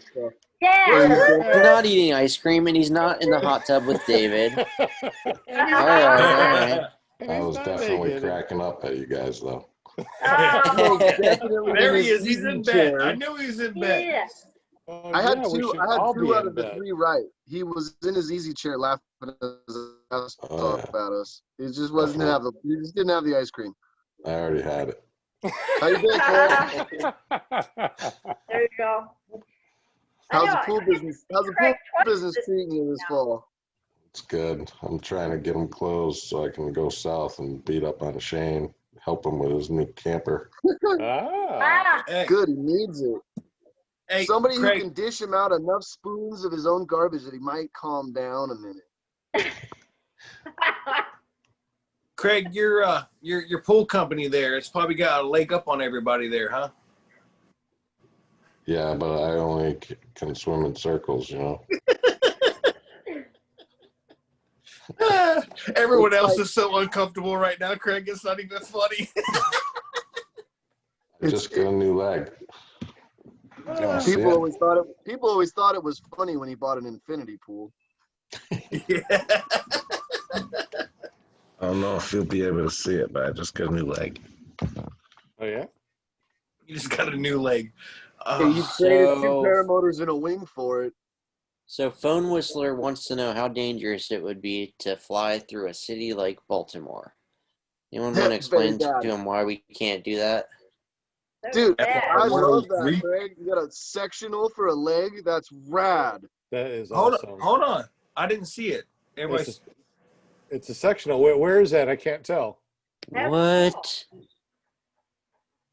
That is wow. That's wild, and it's carbon fiber too, right? He has a sectional leg. It's sectional. Miami International. And there it is. Okay. That is He can awesome. literally stick his foot up your ass too. Take his leg off and beat you with it. You I know, will it's tell you. really hard to argue with a guy when he say you're in the wrong airspace and he fucking puts his foot up your ass and says, "No, I'm not." I will tell you right now, though, Craig, I've watched this dude take off, foot launch, and honestly, you would not know that he was missing anything other than more time in the air. Insanity. No, dude, the dude can foot launch. I'm all props to you, Craig. I love you, dude. It's Props. you're I like you're an that. awesome man, and you're a hell of a pilot, dude. I've flown with you, and it's Did you guys get to see that double amputee that came through this year for Resurgence? That was Robert Bruce. Dude, Yes. that guy did awesome. I was so Yes. proud for him. He was really, really good. What talk about heart, dude? That dude didn't give up for nothing. People like that make me feel bad. I don't feel bad for you. I know that guy. I don't feel bad for you, Craig. I think there's nothing wrong with you, dude. You. No, there's nothing wrong with me, but I feel like, it's easy for me, but somebody like that, they're definitely working for it. That's like the Black Knight from Monty Python. So you just look down, you're like, it's a flesh wound. I can go on. Exactly. Yeah, what's funny about Paramotor Crazy's logo is he went in the Ohio River and that thing didn't even budge. We were just talking about that. Yeah, we were. And he caught a applied fish. it wrong. He applied it wrong? He applied it wrong and it didn't even come off. Wow. What did he do wrong? Yeah, what did he do wrong? Clarify that real quick so we understand what that means. He applied it wrong. So he peeled the transfer sheet off first instead of the Ah. backing sheet, and then he had to put it on piece by piece. Uh-huh. Oh, I see. It's Not still the not same. correctly like I did it. So what you're saying is he edited out his mistakes on YouTube? Never. And that it looks so small, doesn't it? That thing was huge. Yeah, no. Yeah. My cancer ribbon is the same way. It looks so small, but then when you look at the picture from the website, and it's like, dude, that thing is like 6 foot wide. Yeah, that one is the biggest one. Wow. Shane's was the biggest one so far. It's like a 6. Yeah, I'm sure he's heard that before. No, first time ever. All right, guys. Well, on that bombshell. No, Shane's was over almost 6 feet and bigger than 7.5. Yep. But if you look at when I'm flying it, I look up and I'm like, man, I can see it perfectly clear. It just because of the wing, the size of the wing, it just looks so damn small, but it's not. It's huge. Yeah, it's big. And man, it was not easy. It took 4 of us to put it on. It was not. 4 Winds helped me out greatly. Yeah, did they move? Yeah, they went to Georgia. Bummer. Apparently, Avon. From rumor has it. How about that? Don't quote me on this. A little bird told me. What I was told was Lauren was acting like the airport manager, and then they hired somebody that came in and said, "Hey, you need to mow all of the field." And Lauren's like, "No, I'm just mowing this part for the class. The county mows the rest of it." And long story short, Avon said, or 4 Winds said, "Screw it," and I guess they moved to Georgia. So the real story is the town chased them out like they tried to do to Aviator. Like I said, I don't know. What? Really? I didn't know. I'm guessing. I'm just saying. I know that. I gotta go. I'd love to sit and hear more about the paradrama, but I really do gotta get back to the family now. See you, Kevin. Right on, dude. Take her easy. Sounds good. And we've really went way over and beyond what our podcast should be going. I'd love to stay on and do more, but our listeners don't listen really past 2 hours. So we're going to go ahead and kill the live stream. Everybody that's listening to parenttalk.org, thank you very much. If you're watching us here at clearproptv.com, thank you so much. We appreciate you guys. Y'all have a wonderful day, and we will catch you next Monday. Same bat time, same para channel. I should have said para. Darn it, I said bat. And we'll catch you next week. Have a good one, y'all. Peace out. Peace. Hey. And done. This was a good show. I think we had a good show tonight, didn't we? We a lot had going the on. best show ever. Awesome. Best show. Oh, we're Yeah, episode 37 already. When Craig shows up, I mean, come on, man. Come on. Right. Yeah. Hello.